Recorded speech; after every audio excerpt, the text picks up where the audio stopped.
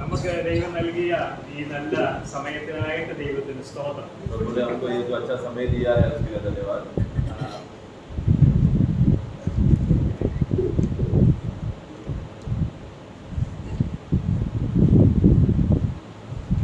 രാവിലത്തെ വിഷയം റിക്കൺസിലിയേഷൻ എന്നുള്ള വിഷയമാണ്. अभी का जो सवेरे का जो सेशन है मेल मिलाप उस विषय पे है. നിരപ്പാകുക എന്നുള്ളതാണ്. मेल हो जाना. നിരപ്പാകുക എന്ന് പറയുമ്പോൾ എന്തോ പ്രശ്നമുണ്ടെന്നാണ് അതിന്റെ അർത്ഥം. तो मेल होना अगर होना है तो मतलब उसके पहले कुछ तो विपत्ति का बात हुआ रहेगा जिसकी वजह से मेल होना जरूरी है. ഇവിടെ ഈ പേപ്പറിലുണ്ട് to understand this we must know that sinners we were enemies of God because we were always hurting and wounding God. तो यहाँ पर इसमें भक्ति में जो आउटलाइन में है वहाँ पर हम देखते हैं कि ये बात को समझने के लिए सबसे पहले हमें समझना है कि जब हम पापी थे हम लोग परमेश्वर के शत्रु थे और हम लोग परमेश्वर को हमेशा चोट पहुंचाते थे और उनको दर्द देते थे. ദൈവം സ്നേഹവാനാണ്. परमेश्वर तो प्रेम से भरा हुआ है. ദൈവം മനസ്സിലുള്ള ദൈവമാണ്. परमेश्वर दयालु है. അവന് ക്ഷമിക്കുന്ന ദൈവമാണ്. वो क्षमा करने वाला परमेश्वर है. എന്നാൽ ഇവിടെ മനുഷ്യരെ കുറിച്ച് പറഞ്ഞിരിക്കുന്നു. ഇവിടെ പറയുന്നത് because we were always hurting and wounding God. എന്നുവെച്ചാൽ നാം എല്ലായ്പ്പോഴും ദൈവത്തെ വേദനിപ്പിക്കുകയും മുറിവേൽപ്പിക്കുകയും ചെയ്തെന്ന്. परंतु परमेश्वर तो बहुत ही प्रेम करने वाला दयालु प्रभु है. परंतु हमारा स्वभाव क्या था? हम लोग हमेशा प्रभु को चोट पहुंचाते थे और उनको घाव देते थे. ഇതാണ് മനുഷ്യൻ. ये है मनुष्य. എന്നുവെച്ചാൽ ഇതാണ് പാപത്തിന്റെ പരിണിതഫലം.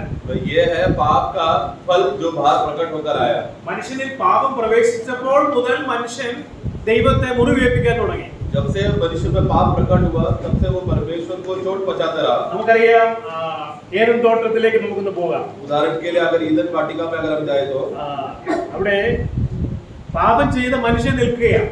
पाप किया हुआ मनुष्य वहां पर खड़ा है. അവന് ദൈവത്തിൽ നിന്ന് ഓടി ഒളിച്ചു और वो परमेश्वर से भाग गया, से दूर भागा.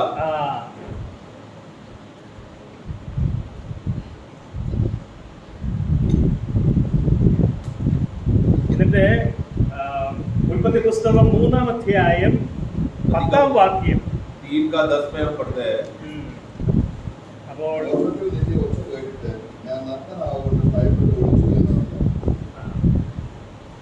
3:10 पढ़ना. उसने कहा मैं तेरा सर्वबारी में सुनकर डर गया क्योंकि मैं नंगा था इसलिए छिप गया. അത് കഴിഞ്ഞിട്ട് ഇവൻ പറഞ്ഞു ഞാൻ നഗ്നനാണ്. और वो कहने लगा कि मैं तो नग्न था. അപ്പോൾ ദൈവം ചോദിച്ചു നീ നഗ്നനാണെന്ന് ആര് പറഞ്ഞു? परमेश्वर कहता है कि हे मनुष्य तू नग्न है कभी किसने तुझसे कहा? തിന്നരുതെന്ന് ഞാൻ നിന്നോട് കൽപ്പിച്ച വൃക്ഷഫലം തിന്നുവോ? 11 वाक्य में क्या जो मैंने आज्ञा दिया था जिस फल के विषय में पेड़ के फल के विषय में जो नहीं खाना चाहिए था क्या तूने वो खाया क्या? 12-ാം വാക്യമാണ് പ്രധാനപ്പെട്ട വാക്യം. 12 वाक्य में उसका खास बात हम देखते हैं. ആദാം പറഞ്ഞ കാര്യമാണ്. आदम कहता है അതിന് മനുഷ്യൻ എന്നോട് കൂടെ ഇരിപ്പാൻ നീ തന്നിട്ടുള്ള സ്ത്രീ വൃക്ഷഫലം തന്നു ഞാൻ തിന്നുകയും ചെയ്യും. आदम ने क्या कहा कि आपने जो स्त्री मुझे दिया गया था उसने मुझे दिया मैंने खा लिया. ഇവിടെ നോക്കണം ആകെ ഇപ്പൊ 3 വ്യക്തികളാണുള്ളത്. वहां पर देखो ज्यादा करके 3 ही लोग हैं वहां पर. അതായത് ആദാം ഹവ്വ ദൈവം. आदम है हव्वा है और परमेश्वर है. ആദാമിന്റെ വാക്ക് നോക്കണം. लेकिन आदम का शब्द देखो ഒരു വാക്കിൽ ആദാം 3 പേരെ മൂന്നാണ്. आदम का ये उस एक स्टेटमेंट में 3 लोगों को अलग अलग दिशा में कर दिया. മലയാളത്തിൽ ഒരു പഴഞ്ചൊല്ലുണ്ട് ഒരു വെട്ടിന് 2 കുറി.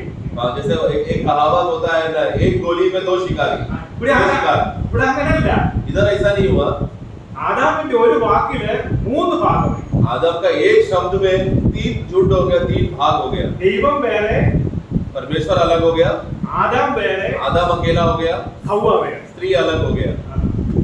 ഇത് ഇങ്ങനെയാണ് ദൈവത്തെ കുറ്റം പറയുക. इस तरह वो परमेश्वर को दोष लगा रहा है. നീ തന്ന സ്ത്രീ आपने जो स्त्री मुझे दिया വാസ്തവത്തിലെ ദൈവം വളരെ കഴിവോടെ കൊടുത്തതാണ്. प्रभु ने तो बहुत दया से वो प्रेम से बनकर दिया था. തക്ക തുണയായിട്ട് കൊടുത്തതാണ്. उसको सह पात्र बनकर सह जोड़ीदार बनकर दिया था. ആദാം ദൈവത്തെ കുറ്റം പറയുകയാണ്. परंतु यहाँ पर आदम परमेश्वर को दोष लगा रहा है. ഇങ്ങനെ അത് പറയുക മാത്രമാണോ തക്ക തുണയെ കൊടുത്ത ദൈവത്തെ മുറിവേൽപ്പിക്കുക? उतना ही नहीं, सिर्फ उतना बोल रहा है उतना ही नहीं, बल्कि वो जो परमेश्वर ने उसको सही जोड़ीदार दिया उनको डांट कर प्रभु पर घाव लगा रहा है। മനുഷ്യൻ ഇങ്ങനെയാണ്. मनुष्य ऐसे ही है। അതായത് ഇസ്രായേൽ മക്കൾക്ക് മന്ന കൊടുത്തു.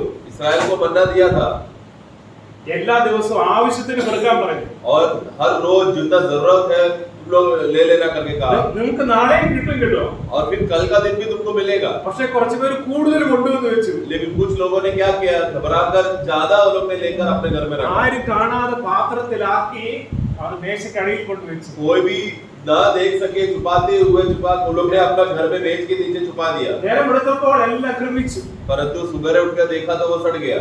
ദൈവം പറഞ്ഞു നിങ്ങള് ഏഴാമത്തെ ദിവസം വിശ്രമിക്കുക. परमेश्वर ने क्या कहा, 7वां दिन तुमको विश्राम करना है, ഒന്നും ചെയ്യണ്ട. तुम लोग कोई काम नहीं करना। അന്ന് മന്ന ഇല്ല കേട്ടോ. उस दिन मन्ना नहीं है, മന്ന പെറുക്കാൻ ആരും പോകരുത്. उस दिन मन्ना उठाने के लिए कोई नहीं जाना। എന്നിട്ടും ചില സ്ത്രീകൾ രാവിലെ പാത്രം എടുത്തു. लेकिन फिर भी कुछ स्त्रियों ने क्या किया, बर्तन लेकर भाग गया അവിടെ ഇവിടെയൊക്കെ നോക്കി ആരെങ്കിലും കാണുന്നുണ്ടോ? और उधर इधर देख रहा है, कोई देख रहा है कि नहीं हमें, അവർ പെറുക്കാൻ പോയി. और फिर मन्ना उठाने के लिए गया।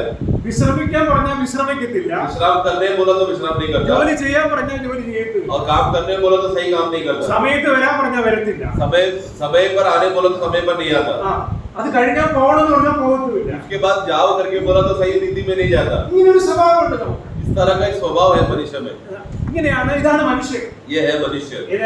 ഇത് പാപത്തിന്റെ പരിണിത ഫലമാണ്. मतलब ये क्या है, पाप का परिणाम है।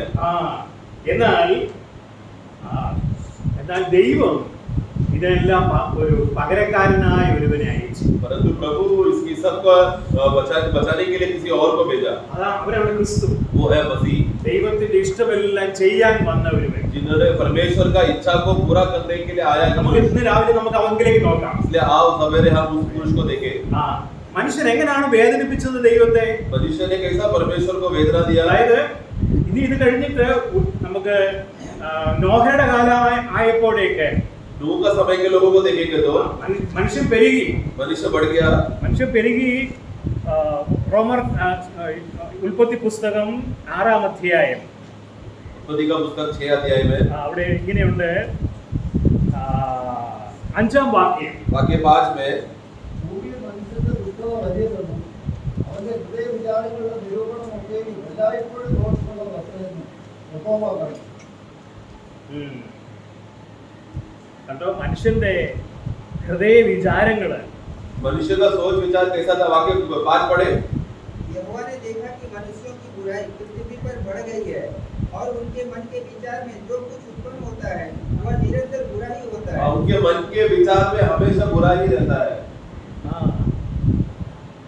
എന്നിട്ട് 6-ാം വാക്യം, वाक्य 6 में താൻ ഭൂമിയിൽ മനുഷ്യനെ ഉണ്ടാക്കുക കൊണ്ട് യഹോവ അനുതപിച്ചു.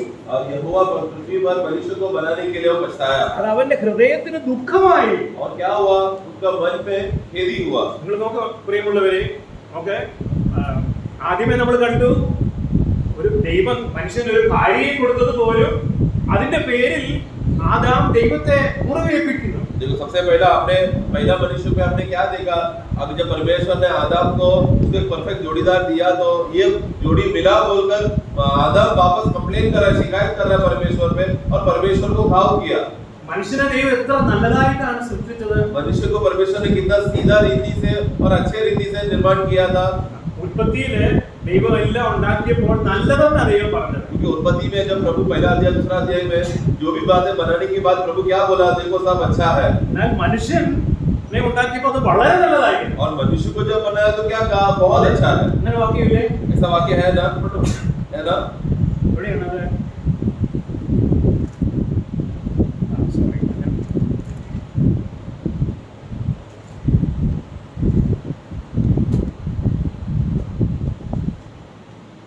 ഓക്കെ, അങ്ങനെയുള്ള സഹോദരന്മാരെ വാക്യം ഇല്ലെങ്കിൽ ക്ഷമിക്കണം. ഓക്കെ, എന്തായാലും മനുഷ്യനെ ദൈവത്തിന്റെ സാദൃശ്യത്തിലും സ്വരൂപത്തിലും ഉണ്ടാക്കിയത്. 1-ാം അധ്യായം 50 ഒന്നിന്റെ उत्पत्ति 1 का 1:31, 1 का उत्पत्ति 1 का 31। താൻ ഉണ്ടാക്കിയതിനൊക്കെയും ദൈവം നോക്കി, അത് എത്രയും നല്ലതെന്ന് കണ്ടു. അത് 6-ാം ദിവസം। तो छठवां दिन का खासियत क्या, 31 पढ़ना। यह देखा कि यह बहुत ही अच्छा है। देखो बहुत ही अच्छा है। बाकी और ये छठवां दिन था, बाकी का 5 दिनों में अच्छा है करके बोलने के बाद छठवां दिन में प्रभु क्या बोलता है? बहुत ही अच्छा है। ഏറ്റവും നല്ല സൃഷ്ടി മനുഷ്യനാണ്. तो मतलब वो छठवां दिन में प्रभु ने क्या किया था? मनुष्य को बना, इसलिए वो बहुत अच्छा है कहा। എന്നാൽ 6-ാം അധ്യായത്തിലായപ്പോഴേക്ക്, ഉൽപ്പത്തി പുസ്തകം 6-ാം അധ്യായത്തിലായപ്പോഴേക്ക് ഈ മനുഷ്യനെ ഉണ്ടാക്കുന്ന നിമിത്തം ദൈവഹൃദയത്തിന് ദുഃഖമായി. परंतु छठवां अध्याय में पहुंचने के समय में वहां पर हम परमेश्वर का मन को क्या देखते हैं? परमेश्वर पछता रहा है कि वो मनुष्य को बनाया बोल के। ഈ രീതിയിലാണ് മനുഷ്യൻ ദൈവത്തെ ദുഃഖിപ്പിച്ചത്. इस रीति से परमेश्वर ने क्या किया? मनुष्य ने परमेश्वर को दुखाया। ഇവിടെ ഔട്ട്ലൈൻ പറഞ്ഞേക്കുന്നത് ദൈവത്തെ മുറിവേൽപ്പിച്ചെന്നാണ്. आउटलाइन में अगर जब पढ़ते समय में हम क्या देखते हैं कि मनुष्य क्या करता है? परमेश्वर को हमेशा घाव देता था।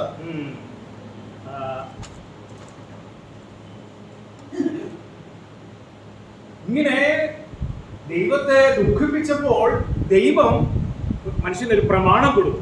तो इस तरह मनुष्य ने जब परमेश्वर को इतना दुखाया और बुरा भला कहा, परमेश्वर अभी क्या कर रहा है? मनुष्य को सीधा लाने के लिए व्यवस्था दे रहा है। ന്യായ പ്രമാണം व्यवस्था दिया। അത്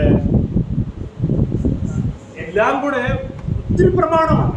बहुत से व्यवस्थाओं के अंदर बहुत से बातें हैं, എന്നാൽ എല്ലാം കൂടെ ചുരുക്കിയുള്ളതാണ് 10 കൽപ്പനകൾ. परंतु वो सबको संक्षेप में अगर कहा गया तो 10 आज्ञाओं में वो आता है। ദൈവം ഈ ന്യായപ്രമാണം നന്മയ്ക്ക് വേണ്ടിയാണ് കൊടുത്തത്. परमेश्वर ने जब व्यवस्था दिया तो वो भलाई के लिए दिया था। നന്മയ്ക്കായിട്ട് കൊടുത്തത് എങ്ങനെയായി ഭവിച്ചു എന്ന് ഇവിടാണ് പറയുന്നത്. റോമർക്കെഴുതിലെ 7-ാം അധ്യായത്തിൽ और 7वां अध्याय में हम पढ़ते हैं कि वो सब भलाई के लिए था करके हम पढ़ते हैं। ഏത് വാക്യമാണ് നോക്കിയായിട്ട് പറഞ്ഞേ?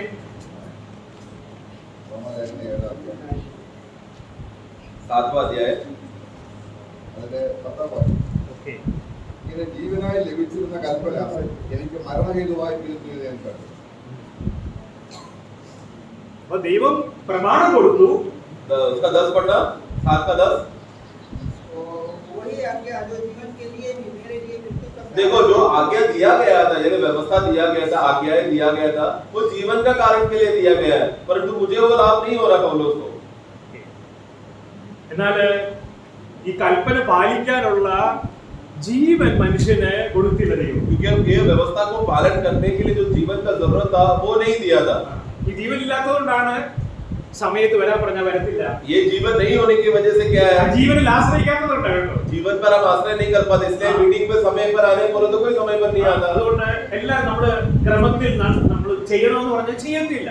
आप सब बातों को सही रीति से करना है करके आपको मालूम है, फिर भी आप सही रीति से नहीं करते। ഇനി വേറൊരു കാര്യം കൂടെ ഉണ്ടായി. इसके अलावा और भी बात है। അതിനെക്കുറിച്ച് എഫെസ് ലേഖനം 2-ാം അധ്യായം ഇങ്ങനെ പറയുന്നത്. एफेसियों का पुस्तक 2 अध्याय में ऐसा हम पढ़ते हैं। അതായത് ഔട്ട്ലൈനിലുണ്ട് എഫെസ് ലേഖനം 2-ാം അധ്യായം അതിന്റെ 15-ാം വാക്യം. एफेसियों 2 का 15 में उसका ये पॉइंट हम देखते हैं। 15-16 വാക്യങ്ങൾ. उसका 15 और 16। अपने शरीर में बैर अर्थात वह व्यवस्था जिसकी आज्ञा हाँ, ने दोनों की प्रतिपत्ति मिटा दिया कि दोनों से अपने भी एक नया मनुष्य उत्पन्न करके मेल करा दे और क्रूस पर बैर को नाश करके उसके द्वारा दोनों को एक देह बनाकर परमेश्वर से मिलाए।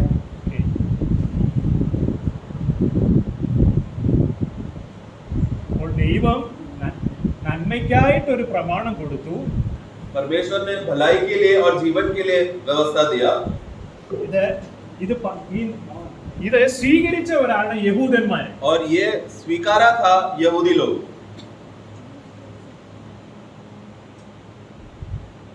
ന്യായപ്രമാണം സ്വീകരിച്ചു. व्यवस्था स्वीकारने के लिए लोग कौन था पहला? അവരെ യഹൂദി ലോग। ജീവിതത്തിൽ പകർത്താൻ നോക്കി. और फिर वो लोग अपने जीवन में उसको लागू करने देखा। അപ്പോഴ് ഒരു കൂട്ടം മനുഷ്യരാണ് ഇത് സ്വീകരിച്ചത്. एक झूठ हम देखते हैं जिसने व्यवस्था को प्रमाण को स्वीकारा था। ലോകത്തിൽ അനേകരുണ്ട്.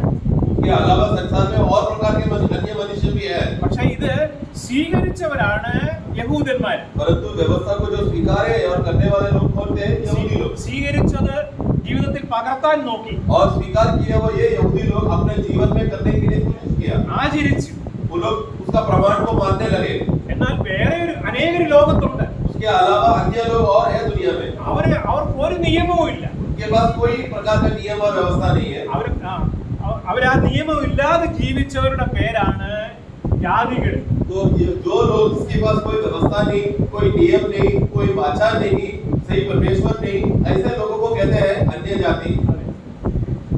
അപ്പോൾ ദൈവം നന്മയ്ക്ക് കൊടുത്തതാണ് ഈ ന്യായപ്രമാണം. परमेश्वर ने जब व्यवस्था दिया, भलाई के लिए दिया और जीवन के लिए दिया था, പക്ഷേ ഇത് മനുഷ്യരെ രണ്ടായിട്ട് വിഭാഗിച്ചു. परंतु ये अभी यही व्यवस्था जो भलाई के लिए दिया था मनुष्य को, यही व्यवस्था मनुष्य को दो भाग कर दिया। ഇതിനും അത് മാത്രമല്ല, ഇവരുടെ ഇടയിൽ ഒരു ശത്രുത രൂപം കൊണ്ടു. इसके और उतना ही नहीं, अब ये दोनों झुंड के बीच में एक शत्रुत्व भी आ गया।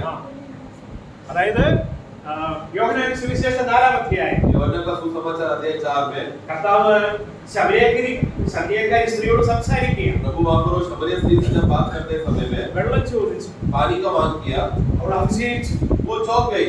നീ യഹൂദനായിരിക്കെ तू यहूदी होकर एक शमरिया से तू कैसा पानी मांग रहा है?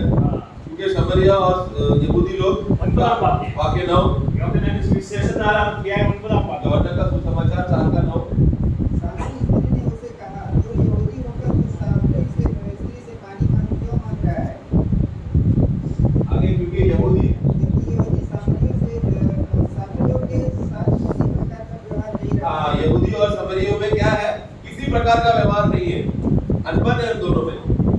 ഇവർക്ക് തമ്മിൽ ഇവർക്ക് സമ്പർക്കമൊന്നുമില്ല. यानी कि आपस में उन लोगों को कोई संपर्क नहीं है। ഈ യഹൂദന്മാരെ ഇവരുടെ വീട്ടിൽ പോവുകയോ വെള്ളം പോലും വാങ്ങി കുടിക്കത്തില്ല. यहूदी लोग क्या करते हैं? वो लोग अपने आप को इतना पवित्र मानते हैं कि अन्य जाति के घर में भी नहीं जाते, घर और उनके एरिया में गए तो पानी भी नहीं मांगते। അത്രമാത്രം ഒരു ശത്രുത്വം അവരുടെ ഇടയിൽ ഉളവാക്കാൻ ഈ ന്യായപ്രമാണം കാരണമാക്കി. क्योंकि ये व्यवस्था एक ऐसा बात है कि दो प्रकार के झुंड के बीच में शत्रुत्व लाया। കാരണം എന്താണ്? कारण क्या है? ഇത് പാലിക്കാനുള്ള ജീവനില്ല. क्योंकि ये पालन करने के लिए जीवन नहीं है। റോമർക്കെഴുതിയ ലേഖനം നിങ്ങൾ 2-ാം അധ്യായം നോക്കിയാൽ അവിടെ യഹൂദന്മാരെ കുറിച്ചാണ് പറയുന്നത്. लोगों का पुस्तक दूसरा अध्याय पढ़ते समय में वहां पर यहूदियों के बारे में कहा है। അതെ, യഹൂദ നിനക്ക് നിയമമുണ്ട്. यहूदी लोगों तुम्हारे पास तो नियम है, നീ പലതും പഠിപ്പിക്കുന്നു മനുഷ്യരെ. तो मनुष्य को बहुत सी बातें सिखाता है, എന്നാൽ നീ അത് തന്നെ ചെയ്യുക. और तू ऐसा करता है क्या? അങ്ങനെയല്ലേ പറയുന്നത് റോമർക്കെഴുതിയ ലേഖനം 2-ാം അധ്യായം लोगों का पुस्तक दूसरा अध्याय में 3-ാം വാക്യം. 2-ാം അധ്യായത്തിന്റെ 2-ാം വാക്യം മുതൽ വായിക്കാം. 2 का 2 और 3 में എന്നാൽ ആവക പ്രവർത്തിക്കുന്നവരുടെ നേരെ ദൈവത്തിന്റെ വിധി സത്യാനുസരണയായിരിക്കുന്നു എന്ന് നാം അറിയുന്നു. ആവക പ്രവർത്തിക്കുന്നവരെ വിധിക്കുകയും അത് തന്നെ പ്രവർത്തിക്കുകയും ചെയ്യുന്ന മനുഷ്യ എന്നാ വിളിക്കുന്നത്. पढ़ना 2 और 3 हम जानते हैं कि ऐसे काम करने वालों पर परमेश्वर की ओर से ठीक दंड की आज्ञा होती है। ये मनुष्य तू जो ऐसे काम करने वालों पर दोष लगाता है और आप वे ही काम करता है, क्या यह समझता है कि तू परमेश्वर की दंड की आज्ञा से बच जाएगा? ഇവരെല്ലാവരും പോയി പഠിപ്പിക്കും. ये यहूदी लोग क्या करते हैं? सभी लोगों को जाके सिखाते हैं, देखो गलत काम नहीं करना, परमेश्वर का न्याय आएगा। പക്ഷെ അത് തന്നെ പ്രവർത്തിക്കുകയും ചെയ്യും. परंतु वही यहूदी जो सिखाते हैं वो लोग भी क्या करते हैं? वही गलत काम करते हैं। ഇത് പ്രാവർത്തികമാക്കാനുള്ള ജീവനില്ല അവന്റെ കയ്യിൽ. क्योंकि यहूदी को व्यवस्था मिलने के बाद वो व्यवस्था को अपने जीवन में लागू करके जीने के लिए क्षमता और शक्ति नहीं है। ഇനി റോമർക്കെഴുതിയ ലേഖനം 1-ാം അധ്യായം നോക്ക്. रोमियो का पुस्तक पहला अध्याय में क्या पढ़ते हैं? അവിടെ ഇവരെ കുറിച്ചാണ് പറയുന്നത്. वो अन्य जाति के बारे में कहा है, ഒരു നിയമവും ഇല്ല. कोई भी नियम नहीं है, ഇത്ര മ്ലേച്ഛമായ രീതിയിലാണ് ജീവിക്കുന്നത്. और कितना अशुद्धता में और गंदगी में जी रहे हैं वो लोग।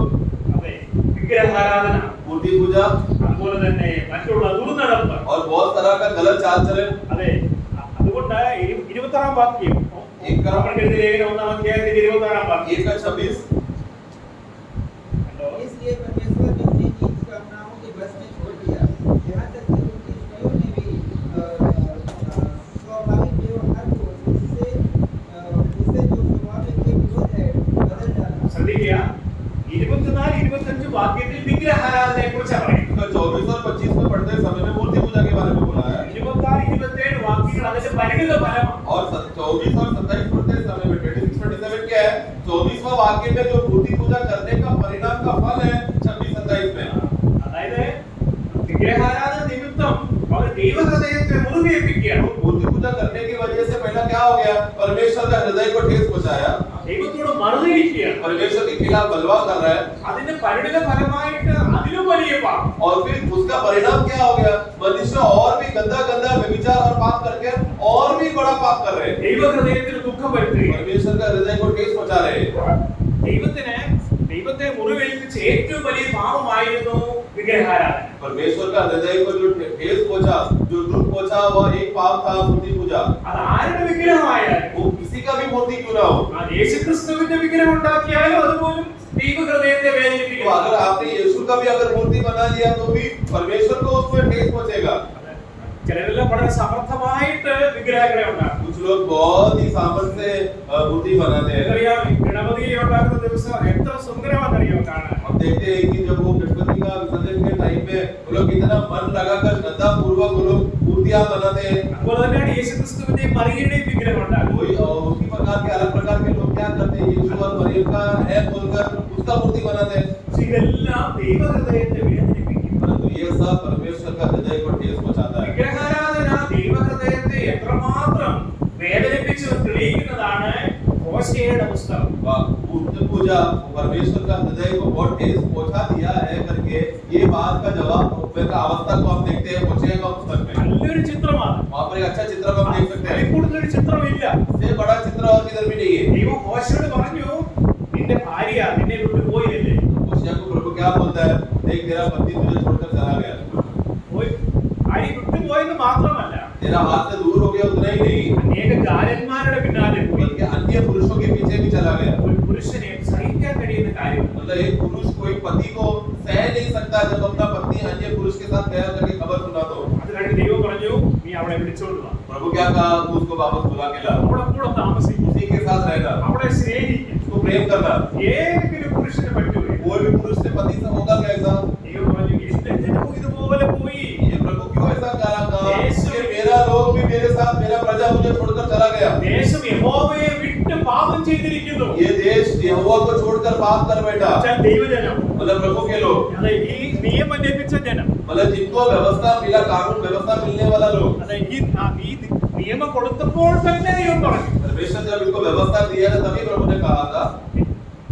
അങ്ങനെ രണ്ടു കൂട്ടരും ശത്രുത. इस तरह दो प्रकार के झूठ के लोगों के बीच में शत्रुत्व आया। നമുക്കറിയാം, എഫെസ്യ ലേഖനം 2-ാം അധ്യായം 14-15 വാക്യത്തിലേക്ക് പോകാം. हम आपको एफेसियों का पुस्तक 2 का 14-15 में आते हैं അവിടെ 15-ാം വാക്യം പറയുന്നു, അവൻ നമ്മുടെ സമാധാനം. और 15 में पढ़ते हैं कि उसके द्वारा हमारा मेल हुआ। Praise the Lord. 14 में पढ़ते हैं അവൻ നമ്മുടെ സമാധാനം, അവൻ ഇരുപക്ഷത്തെയും ഒന്നാക്കി. वो हमारा शांति है, वो हमारा मेल है, क्योंकि दोनों भागों को उसने एक कर दिया। ഇനി വേറൊന്നാണ്, ചട്ടങ്ങളും കൽപ്പനകളുമായ ന്യായപ്രമാണം എന്ന ശത്രുത്വം തന്റെ ജഡത്താൽ നീക്കി. 15 पढ़े। और अपने शरीर में वैर अर्थात वो व्यवस्था जिसकी आज्ञाएं विधियों की रीति पर थी, मिटा दिया। हाँ, जो आज्ञा विधियों की रीति पर थी उसको प्रभु ने अपना शरीर के द्वारा मिटा दिया। ഇവിടെ ഞാൻ പറഞ്ഞു, ഒരു ശത്രുത്വം ഉണ്ടായി എന്ന്. जैसा मैंने कहा था ना, व्यवस्था में क्या हुआ, एक शत्रुत्व था। ഇവർക്ക് തമ്മിൽ ഒരു ശത്രുത്വം. ये दोनों झूठ के बीच में एक शत्रुत्व था। ക്രിസ്തു തന്റെ ജഡത്താൽ ഈ ശത്രുത്വത്തെ മാറ്റി. परंतु प्रभु अपना मृत्यु के द्वारा क्या किया, शत्रुत्व हटाया, तो बीच का दीवार को हटा दिया। ഇവിടെ ഒരു വലിയ ഭിത്തി ഉണ്ടായിരുന്നു. बहुत बड़ा दीवार था बीच में। അതിന് അതെ, ഭിത്തി എന്നുള്ള പദമുണ്ട് ഇവിടെ. നടിച്ചുവർ എന്ന പദമാണ്. उसका 14 का वाक्य में क्या पढ़ते हैं, इनके बीच में करने वाला जो दीवार को वो बीच में उसको तोड़ दिया। അതെ, ചൈനയിലെ മതിലുകൾ കണ്ടിട്ടുണ്ടാകും. आपने चाइना का वॉल दीवार को तो सुना ही होगा ना। അതിനേക്കാളും സ്ട്രോങ് ആയിട്ടുള്ള ഒരു മതിലാണ്. उससे भी एक बहुत बड़ा मजबूत दीवार है ये। അതുപോലെ ഭൗതികമായ മതിലല്ല, मतलब वो कोई शारीरिक दिखने वाला दीवार नहीं है, वो ശത്രുത്വം ഉണ്ടാക്കിയ മതിൽ. ये एक ऐसा दीवार है जो शत्रुत्व लाता है। അതാണ് കർത്താവ് തന്റെ ശരീരത്തിൽ ഇടിച്ചു കളഞ്ഞത്. और जो प्रभु ने अपने देह के द्वारा उसको तोड़ दिया। അതെ, അതെ, വേർപാടിന്റെ നടിച്ചുവർ ഇടിച്ചു കളഞ്ഞത് തന്റെ ജഡത്താലാണ് നീക്കിയത്. और अपने शरीर के द्वारा उसको हटाया। അതിനാണ് വചന ജഡമായി വന്നത്. इसके लिए हम पढ़ते हैं कि वचन शरीर रूप धारण लिया। Praise the Lord. അപ്പോൾ ന്യായപ്രമാണം നീക്കിയോ? क्या परमेश्वर ने व्यवस्था को हटाया क्या? ന്യായപ്രമാണം മുഴുവനും.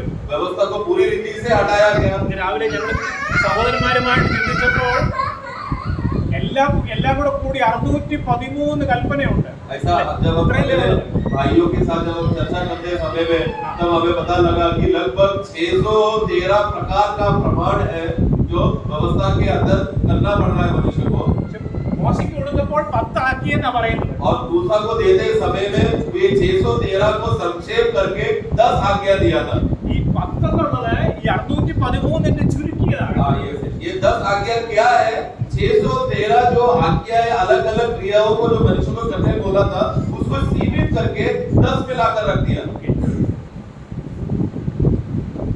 അപ്പോഴേ ഇതിനെ രണ്ടായിട്ട് തിരിക്കാം. अभी इसी को ये दो भाग कर सकते हैं। അതില്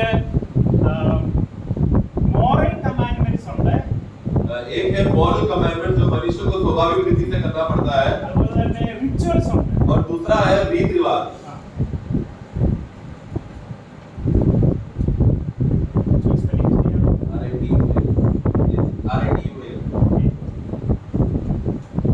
ഇങ്ങനെയാണ് ഇത് രണ്ട് രീതിയിലുണ്ട്. तो ये प्रमाण दो प्रकार का प्रमाण है, दो प्रकार का व्यवस्था है। एक है मनुष्य को जो स्वाभाविक रीति से करना पड़ता है, और दूसरा है रीति रिवाज के हिसाब से करना पड़ता है। ഇതാണ് മോറൽ കമാൻഡ്മെന്റ്. तो स्वाभाविक रीति से मनुष्य को करना क्या है? സാൻമാർഗിക കൽപ്പനകളാണ്. तो साधमार्ग के मतलब मनुष्य को सामान्य रीति से जो करने वाली बातें, കൊല്ലരുത്, झूठ नहीं करना, മോഷ്ടിക്കരുത്, चोरी नहीं करना, ഇങ്ങനെയുള്ളതാണ് സാൻമാർഗിക കൽപ്പന. ये सब है समूह में जीते समय में स्वाभाविक रीति से समूह में लोगों के साथ जीते समय में करने वाली बातें। ഇനി ആചരിക്കേണ്ടതായിട്ടുള്ള റിച്വൽസ്, परंतु उसके अलावा रीति रिवाज भी है, അതാണ് ചട്ടങ്ങൾ എന്ന് പറയുന്നത്. रिवाज है जो करना पड़ता है। ശബത്ത് ആചരിക്കണം, शब्द को मानना, പരിച്ഛേദന ഏൽക്കണം, खतना करना, ഉത്സവങ്ങൾ ആചരിക്കണം, उत्सव को मानना, യെരൂശലേമിൽ പോകണം, यरूशलेम में आना, യാഗം നടത്തണം, बलियां करना, ഇങ്ങനെയുള്ളതാണ് റിച്വൽസ്. वो है रिवाज वाला, रीति रिवाज वाला आज्ञा है। അതില് ഇത് നീക്കിയില്ല, ഇതാണ് നീക്കിയത്. तो प्रभु ने कौन सा हटा दिया था? जब व्यवस्था को हटाया करके बोलते समय में रीति रिवाज करने वाला जो बातें व्यवस्था था उसको हटाया। ഇപ്പോഴും ആരെങ്കിലും കൊന്നാൽ പാപമാണ്. परंतु आज अगर किसी को अगर मार दिया, हत्या किया, वो तो अभी भी पाप नहीं माना जाता है। അപ്പോൾ ശത്രുത്വം ഉണ്ടാക്കിയതായ ഈ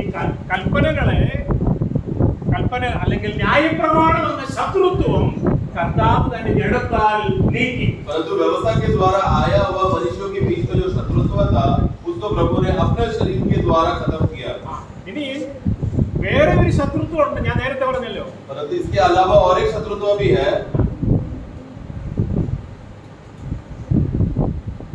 ഈ യഹൂദന്മാരും ജാതികളും ഇവരാരാണ്? മനുഷ്യരാണ്. अब यहूदी हो या जाति हो, दोनों कौन है? मनुष्य है।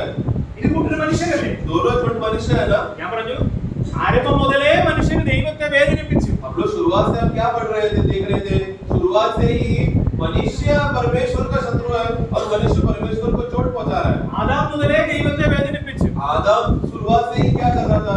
परमेश्वर को दर्द वेदना दे रहा था। ദൈവത്തിന് മനുഷ്യരോട് ശത്രുത്വമില്ല. परमेश्वर को मनुष्य के खिलाफ कोई भी शत्रुत्व नहीं है। മനുഷ്യർക്കാണ് ദൈവത്തോട് മറുതലിപ്പ്.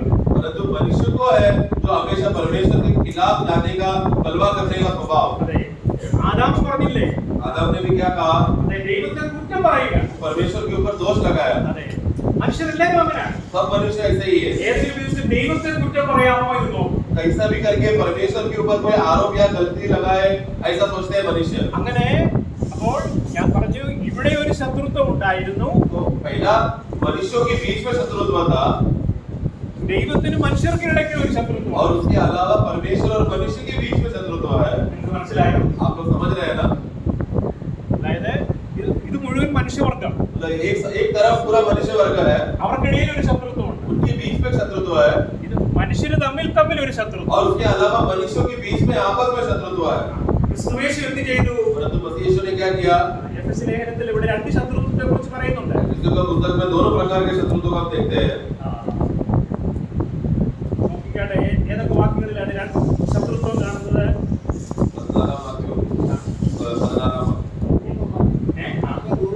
നിങ്ങൾ എല്ലാവരും നോക്കിക്കോ, വചനത്തിലായി തുടങ്ങി. कहाँ पर शत्रुत्व के बारे में लिखा गया है? वही दो अध्याय में। രാവിലെ തന്നെ പറഞ്ഞത് ഉച്ചയ്ക്ക് കഴിഞ്ഞിട്ടാണെങ്കിൽ ഒന്ന് കണ്ണടച്ചാൽ അത് വലിയ പ്രശ്നമില്ല. രാവിലെ തന്നെയാണ് പറഞ്ഞത്. कोई सवेरे सोना नहीं, काय मालूम है, पर सोना नहीं। ഏതൊക്കെയാണ് രണ്ട് ശത്രുത്വം നോക്കിയാണ്? दो करते हैं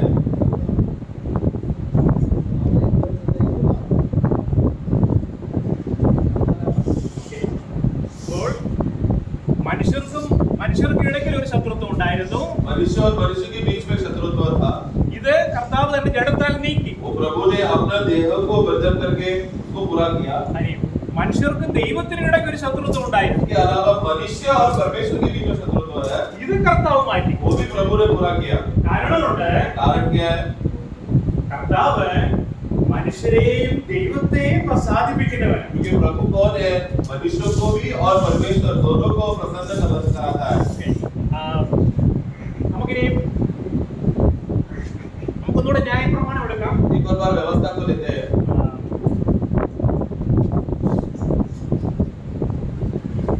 അത് പാലിക്കാനുള്ള ശക്തി ഇവർക്ക് ന്യായപ്രമാണം ദൈവം കൊടുത്തു. പക്ഷേ व्यवस्था को परमेश्वर मनुष्य ने दिया था അത് നടപ്പിലാക്കാനുള്ളതായ ജീവനിൽ ഇവർക്ക്. परंतु व्यवस्था को पालन करके पूरा करने का क्षमता जीवन नहीं था उस मनुष्य में അങ്ങനെ അവര് മനുഷ്യൻ എന്ന് പറയുമ്പോൾ ബലഹീനൻ. ये मनुष्य कौन है कमजोर है പാപനിമിത്തം ബലഹീനനായി. पाप के निमित्त कमजोर है അതുപോലെ തന്നെ ദൈവം പറയുന്നതൊന്നും അവർക്ക് അനുസരിക്കാൻ കഴിയാത്ത അവസ്ഥ. और मतलब मनुष्य इतना कमजोर है कि परमेश्वर कुछ भी बोले तो वो बात का आगे का पालन नहीं कर सकता അപ്പോൾ ദൈവത്തിന്റെ ഒരു സ്വഭാവമുണ്ട്. പ്രധാന സ്വഭാവമാണ് ദൈവ നീതിമാൻ. परमेश्वर का स्वाभाविक रीति से परमेश्वर का एक स्वभाव है वो क्या है कि परमेश्वर धर्मी परमेश्वर है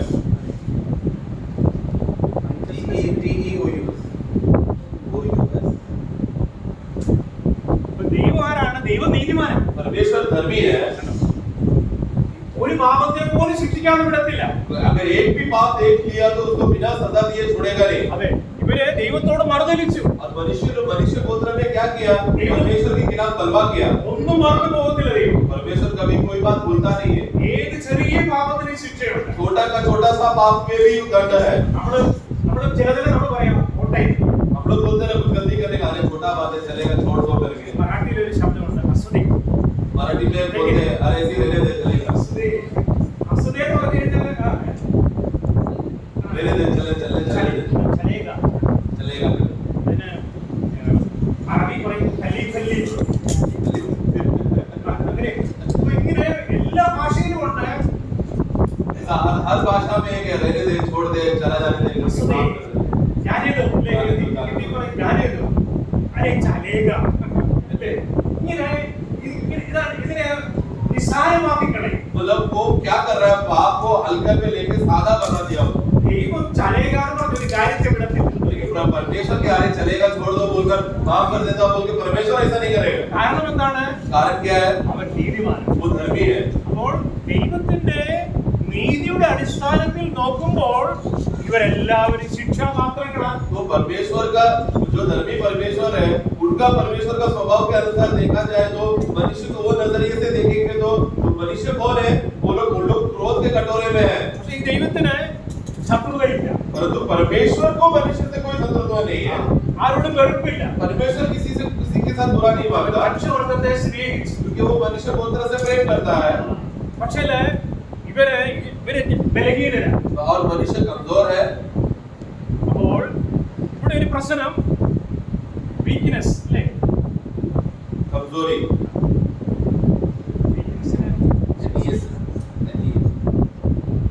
രണ്ട് പ്രശ്നങ്ങളാണ്. दो प्रकार का तकलीफ है മനുഷ്യവർഗത്തിന് ബലഹീനത, मनुष्य को तो कमजोरी है ദൈവത്തിന് നീതി. और परमेश्वर धर्मी है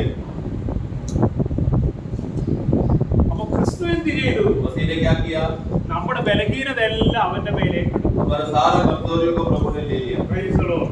അവൻ ക്രൂശിലേക്ക് പോയപ്പോൾ क्रूस में जब वो चला गया നമ്മെ വഹിച്ചു. हमें लेकर गया ബലഹീനരായ നമ്മെ വഹിച്ചുകൊണ്ട് നമ്മെ ദൈവത്തോട് നിരപ്പിച്ചു. हम जो कमजोर है आप कमजोरी लोगों को उन्होंने उठाया हमें सहा और परमेश्वर के साथ मेल किया ഞാൻ വേറൊരു പിക്ചർ വരയ്ക്കാം. दूसरा चित्र में बनाना चाहता हूँ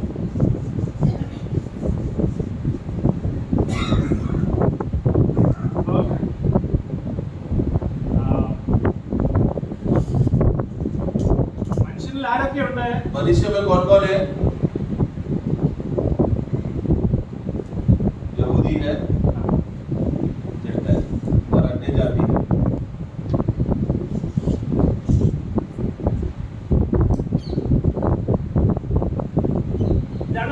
മനുഷ്യൻ. मनुष्य मतलब कौन है? उसमें यहूदी भी है और अन्य जाति भी है। ഇതാണ് മനുഷ്യരുടെ ടോട്ടാലിറ്റി. ये है मनुष्य का संपूर्णता। അപ്പോൾ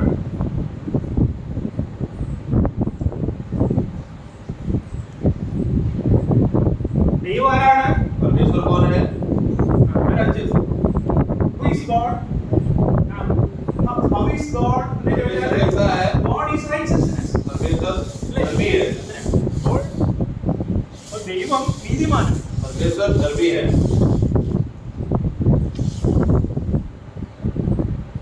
അപ്പോൾ ദൈവത്തെയും മനുഷ്യരെയും തൃപ്തനാക്കിയവനാണ് ക്രിസ്തു. मसीह कौन है? जिसने परमेश्वर का मांग को भी और मनुष्य का कमजोरी को दोनों को तृप्त किया। മനുഷ്യന്റെ ബലഹീനതയും അവൻ ഏറ്റെടുത്തു. मनुष्य का कमजोरी को उसने उठा लिया ദൈവത്തിന്റെ റൈച്ചസ് ഡിമാൻഡ്സ് ഉണ്ട്. और परमेश्वर का धार्मिकता का मांग है। നീതിപൂർവമായ ആവശ്യങ്ങളുണ്ട്. मतलब कुछ जरूरतें हैं जो धार्मिक है। ദൈവം ഞാൻ പറഞ്ഞില്ലേ അസുദേനോ ചലേകാമെന്ന് പറയത്തില്ല. ദൈവം നീതിമാൻ. परमेश्वर कुछ भी बात को देखकर अरे चलने दो रहने दो बोलकर ऐसा नहीं करेगा। उसका सही दंड वो करेगा क्योंकि वो धर्मी है। പാപത്തിന്റെ ശമ്പളം आपका मजदूरी മരണമാണ്. मृत्यु है। അതെ, അത് ശിക്ഷയുണ്ട്. उसका दंड मिलेगा।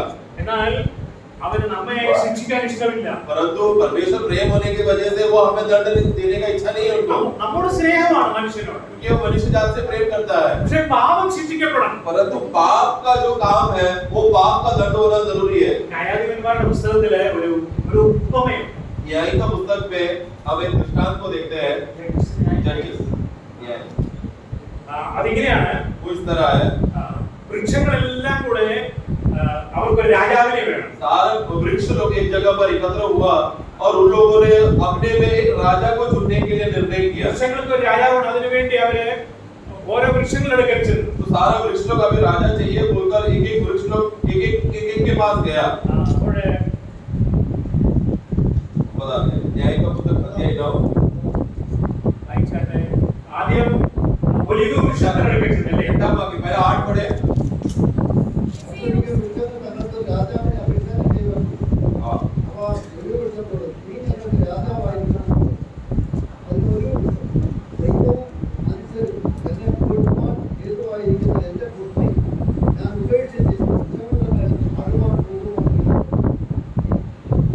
ഇനി പിന്നെ വൃക്ഷങ്ങളിൽ അത്തിവൃക്ഷത്തോട് നീ ഞങ്ങൾക്ക് രാജാവായിരിക്കാതെ പറഞ്ഞു.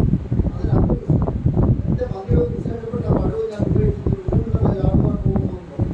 പിന്നെ വൃക്ഷങ്ങൾ മുന്തിരിവള്ളിയും നീ വന്ന് ഞങ്ങൾക്ക് രാജാവായിരിക്കാതെ പറഞ്ഞു. മുന്തിരിവള്ളി എവിടെ? ദൈവത്തെയും മനുഷ്യനെയും ആനന്ദിപ്പിക്കുന്ന എന്റെ രസം ഞാൻ ഉപേക്ഷിച്ച് വൃക്ഷങ്ങളുടെ മേൽ ആടുവാൻ പോകുമെന്ന് പറഞ്ഞു. എല്ലാവരും കണ്ടോ? हम लोगों ने देखा 12-13 में 12-13 വാക്യം. 12-13 में അവിടെ പിന്നെ വൃക്ഷങ്ങളുടെ മുന്തിരിവള്ളിയിൽ ഒരു രസമുണ്ട്. वो मुंदरी दाखरस में क्या है? एक रस है। മുന്തിരിവള്ളിയിലെ രസത്തിന് ഒരു കഴിവുണ്ട്. दाखरस का रस में खासियत है। മുന്തിരിവള്ളിയിലെ രസത്തിന് അതിന് മനുഷ്യനെയും ദൈവത്തെയും ആനന്ദിപ്പിക്കാൻ കഴിവുണ്ട്. तो ये रस का खासियत क्या है कि वो मनुष्य को और परमेश्वर को दोनों को आनंदित और तृप्त कर सकता है। ഓക്കേ. അപ്പോൾ ക്രിസ്തുവിന്റെ ക്രൂസിലെ മരണത്തിലൂടെ तो यीशु मसीह का मृत्यु के द्वारा അവന് ദൈവത്തിന്റെ നീതിയുടെ ആവശ്യങ്ങളെ തൃപ്തമാക്കും. परमेश्वर का धार्मिकता का मांग जो परमेश्वर दे रहा था धार्मिकता की वजह से वो बात को पूरा किया। അതെ, മനുഷ്യന് ബലഹീനതയുണ്ട്. मनुष्य को कमजोरी है। ദൈവത്തിന്റെ ഹിതമൊന്നും ചെയ്യാൻ കഴിയത്തില്ല. मतलब वो कमजोरी क्या है कि मनुष्य कभी भी परमेश्वर की इच्छा पूरा नहीं कर सकता। ദൈവത്തിന്റെ ഹിതം ചെയ്യാൻ കഴിവില്ലാത്തത് കൊണ്ടാണ് ശബ്ദത്തിൽ വിശ്രമിക്കാൻ പറഞ്ഞാൽ വിശ്രമിക്കത്തില്ല. इसीलिए तो परमेश्वर का वो लोग कमजोर इतना क्या है, क्यों है? कमजोरी का अवस्था क्या है कि जब मनुष्य को बोल रहे हैं शब्द में विश्राम करो बोलते तो वो लोग विश्राम नहीं करते। മന്ന പുറത്താ പോകരുതെന്ന് പറഞ്ഞാൽ പോകത്തില്ല. मतलब और अगले बाकी दिनों में तुम लोग जाओ मन्ना को उठा कर आओ बोलेगा तो वो लोग लेने नहीं जाते। ഇങ്ങനെയുള്ള അനേക ബലഹീനതയുണ്ട്. इस तरह बहुत से कमजोरियां हैं। ഈ ബലഹീനതയെല്ലാം യേശു കർത്താവ് ക്രൂസിൽ വഹിച്ചു. ये सारा कमजोरियों को यीशु मसीह ने क्रूस में ले लिया। നമുക്ക് വായിക്കാം. സാക്ഷാൽ നമ്മുടെ വേദനകളെ അവൻ ചുമന്നു. वो सचमुच हमारे रोगों को और दर्दों को उठाया। യെശയ്യാവിന്റെ പുസ്തകം Isaiah 53 में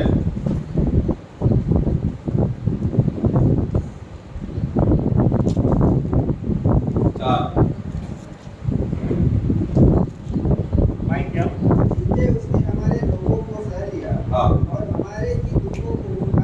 मत हमारा रोगों को दुखों को उठा लिया। Praise the Lord. മാത്രവുമല്ല അഞ്ചാം വാക്യത്തിലുണ്ട് और वाक्य 5 में हम पढ़ते हैं നമ്മുടെ സമാധാനത്തിനായുള്ള ശിക്ഷ അവന്റെ മേലായിരുന്നു. हमें शांति मिलने के लिए जो ताड़ना था या जो सता था वो प्रभु को ऊपर आया। ഞാൻ നേരത്തെ പറഞ്ഞു ദാ ഇവിടെ ഒരു ശത്രുത്വം ഉണ്ട്. जैसा मैंने पहला कहा मनुष्य और परमेश्वर के बीच में शत्रुत्व है। നിങ്ങൾക്കറിയാം യുദ്ധത്തിനെതിരായ പദമാണ് സമാധാനം എന്നുള്ളത് അല്ലേ? देखिए युद्ध का माहौल में विरुद्ध बात क्या है? शांति। ഇവിടെ മനുഷ്യൻ എപ്പോഴും ദൈവത്തോട് മറുതലിപ്പാണ്. तो मनुष्य हमेशा परमेश्वर के खिलाफ बलवा करने का स्वभाव है। അപ്പൊ മനുഷ്യനും ദൈവത്തിന് ഇടയിലുണ്ടായിരുന്ന മറുതലിപ്പ് നിമിത്തമാണ് ദൈവത്തിന്റെ കോപം മനുഷ്യരിലേക്ക് വന്നത്. ये मनुष्य हमेशा जो परमेश्वर के खिलाफ बलवा करने का ये स्वभाव रहता था, उसका स्वभाव की वजह से परमेश्वर का क्रोध मनुष्य के ऊपर आया। കോപം എന്ന് പറയുമ്പോൾ പാപത്തോടുള്ളതായ വെറുപ്പാണ്. परंतु वो क्रोध मतलब क्या क्रोध था? मनुष्य क्या वो पाप का वो स्वभाव के खिलाफ जो न्याय करना है उसके ऊपर भी क्रोध है। പാപത്തിന്റെ മേൽ ശിക്ഷാവിധി നടത്തണം എന്നുള്ള മനോഭാവമാണ്. बोला क्योंकि जो पाप के ऊपर पाप जो प्रकट हुआ है उसको न्याय करना चाहिए, उस विषय पर उनका क्रोध है। എന്നാൽ മനുഷ്യനോട് ദൈവത്തിന് സ്നേഹമാണ്. परंतु मनुष्य के विषय में परमेश्वर का मनोभावना कैसा है? हमेशा प्रेम है। അതുകൊണ്ടാണ് ദൈവത്തെയും മനുഷ്യനെയും സന്തോഷിപ്പിച്ച വീഞ്ഞാണ് ക്രിസ്തു. इसलिए यीशु मसीह कौन है? यीशु मसीह वो दाखरस है जो परमेश्वर और मनुष्य दोनों को आनंद और तृप्त किया। അല്ലെ ആ മുന്തിരിവള്ളിയാണ് ക്രിസ്തു. मतलब वो दाखरस है जो प्रभु यीशु मसीह। അപ്പൊ അവിടെ ഞാനാണ് സാക്ഷാൽ മുന്തിരിവള്ളി. प्रभु ने क्या कहा? सच्चा दाखरस दाखलता मैं हूँ। അപ്പോൾ ക്രൂശിൽ വെച്ച് നമ്മുടെ ബലഹീനത അവൻ എടുത്തു. क्रूस पर उन्होंने हमारा कमजोरी को उठाया ദൈവത്തിന്റെ എല്ലാ നീതിയുടെ ആവശ്യങ്ങളും ക്രിസ്തു നിറവേറ്റി. और परमेश्वर का जो भी धार्मिकता का मांग था वो सबको पूरा किया। Praise the Lord. Praise the Lord. ദൈവത്തിന്റെ നീതിയുടെ ആവശ്യങ്ങളെല്ലാം ക്രിസ്തു നിറവേറ്റി. परमेश्वर का धार्मिकता का मांग का जो भी बातें था वो सबको यीशु मसीह ने पूरा किया। അതിനാണ് അവൻ മനുഷ്യനായി വന്നത്. इसके लिए तो वो मनुष्य बनकर आया। Praise the Lord. मैं ഇനി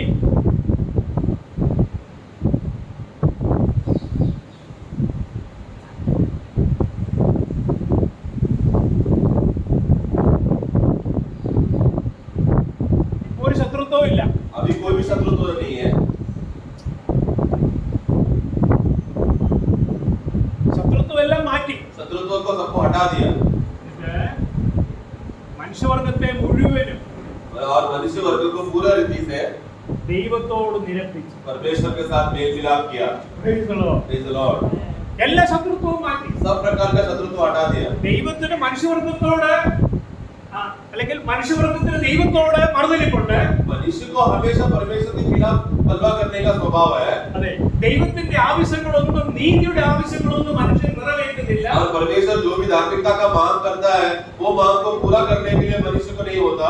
അപ്പോൾ ക്രിസ്തു തന്റെ മരണത്തിലൂടെ മനുഷ്യരെ ദൈവത്തോട് നിരപ്പിച്ചു. परंतु मसीह अपना मृत्यु के द्वारा मनुष्य को परमेश्वर के साथ मेल मिलाप किया। എല്ലാ ശത്രുത്വവും മാറ്റി. सब प्रकार का शत्रुत्व को हटा दिया। ഇപ്പോൾ യഹൂദനും യവനനും ഇല്ല. तो अभी यहूदी और अन्य जाति करके ऐसा जुड़ते नहीं है, പിന്നെ ആരാണ്? बल्कि मसीह में हम सब कौन है? 1 കൊരിന്ത്യർ 12:13 വായിക്കുക. पहला कोरिन्थी 12:13 पढ़ेंगे।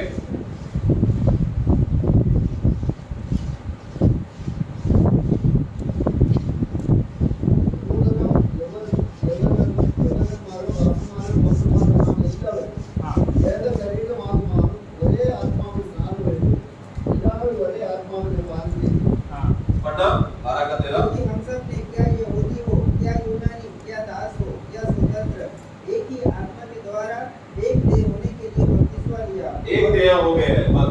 അപ്പൊ ഇവിടെ ക്രിസ്തു അത്രേ എല്ലാവരിലും എല്ലാമാകും. और यहाँ पर हम क्या देखते हैं? मसीह है इन सब में सब कुछ। ഓക്കേ, കൊലോസ്യ ലേഖനം 3-ാം അധ്യായത്തിന്റെ 11-ാം വാക്യം. कोलोस्य 3:11।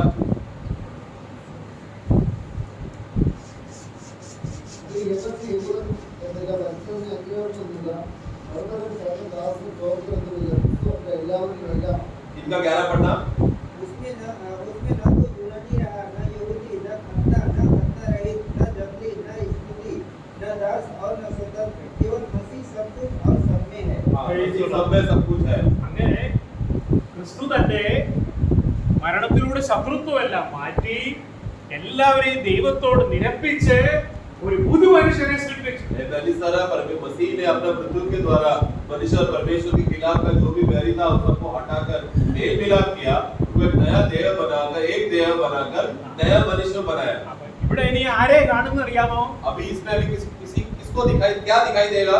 ക്രിസ്തു അത്രേ എല്ലാവരിലും എല്ലാമാകുന്നു. मसीह है जो सब में सब कुछ हो चुका है। അപ്പൊ യഹൂദനെ കാണത്തില്ല, अभी यहाँ पर यहूदी नहीं दिखता, യഹൂദനുമില്ല, ജാതിയുമില്ല. यहाँ पर अभी यहूदी भी नहीं है, जाति भी नहीं है। അപ്പൊ ഈ പുതു മനുഷ്യനിൽ ആരാ ഉള്ളത്? नया मनुष्य में कौन है? ക്രിസ്തു അത്രേ सब में अलहम्दुलिल्लाह। എല്ലാവരിലും എല്ലാമാകും. मसीह क्या है? वो सब में सब कुछ है। അപ്പൊ ഇവിടെ ഒറീസക്കാരില്ല, अभी यहाँ पर उड़ीसा के लोग नहीं है, കേരളക്കാരില്ല, केरला के लोग नहीं है, मराठी लोग नहीं है, കൽക്കട്ടക്കാരില്ല, कलकत्ता ബംഗാളിയില്ല. नहीं है, कोई नहीं है। പിന്നെ ആരാണ്? बल्कि कौन है? ക്രിസ്തു അത്രേ मसीह सब में सब कुछ है। എല്ലാവരിലും सब में सब कुछ। ഇതാണ് ബോഡി ഓഫ് ക്രൈസ്റ്റ് അല്ലെങ്കിൽ പുതു മനുഷ്യൻ. इसी को परमेश्वर मसीह का देह कहते हैं या नया मनुष्य कहते हैं। ഓക്കേ, ഇതിനു വേണ്ടിയാണ് അപ്പൊ ഇത് സാധ്യമാക്കി തീർത്ത ബി പോയിന്റ് നോക്കിയാണ് റിക്കൺസിലിയേഷനിലെ ബി പോയിന്റ്. क्या मेल मिलाप का बी पॉइंट अगर पढ़ेंगे तो उधर देखो क्या लिखा है इसका पीछे ये होने का അവിടെ പറയുന്നത് വായിച്ചാട്ടെ എന്താണ് तो पढ़ना क्या लिखा है उसमें അത് പറഞ്ഞില്ലല്ലോ. എല്ലാവരും കൂടെ പറഞ്ഞേ. हम लोग साथ में पढ़े। ബി റിക്കൺസിലിയേഷൻ എന്നുള്ളതിലെ ബി പോയിന്റ് रिकंसिलिएशन का ത്രൂ ദ ഡെത്ത് के द्वारा through the death of Christ ആണ്. मृत्यु मतलब मसीह का मृत्यु के द्वारा।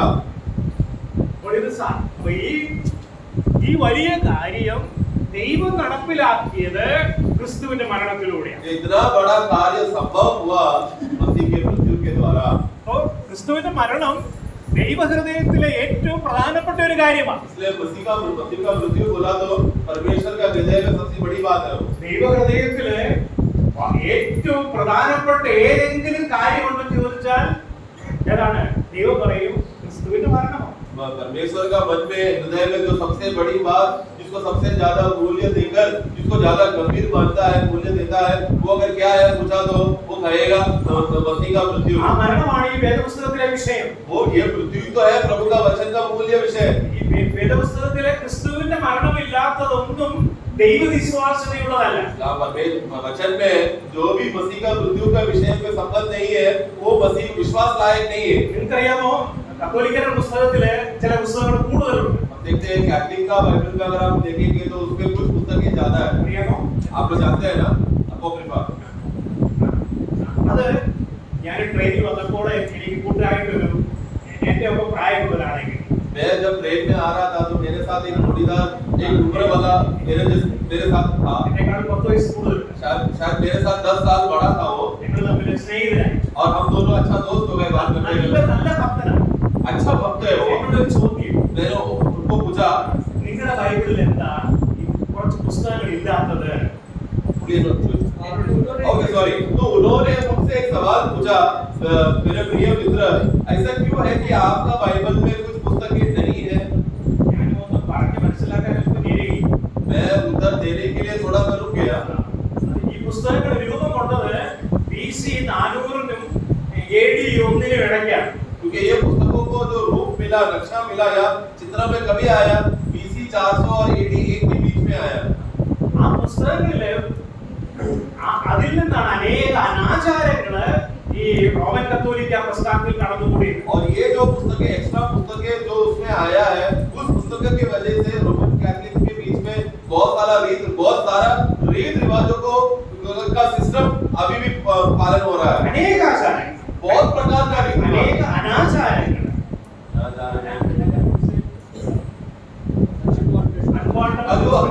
जो ऐसा रीत रिवाज जिसका जरूरत भी नहीं है वो प्रकार का रीत रिवाज उसमें उसकी पुस्तकों के वजह से आया। ആ പുസ്തകത്തിൽ ക്രിസ്തുവിന്റെ മരണപുനരുത്ഥാനമില്ല. और उससे बड़ा विशेष बात क्या है वो पुस्तकों में मसीह का मृत्यु और पुनरुत्थान का विषय नहीं है।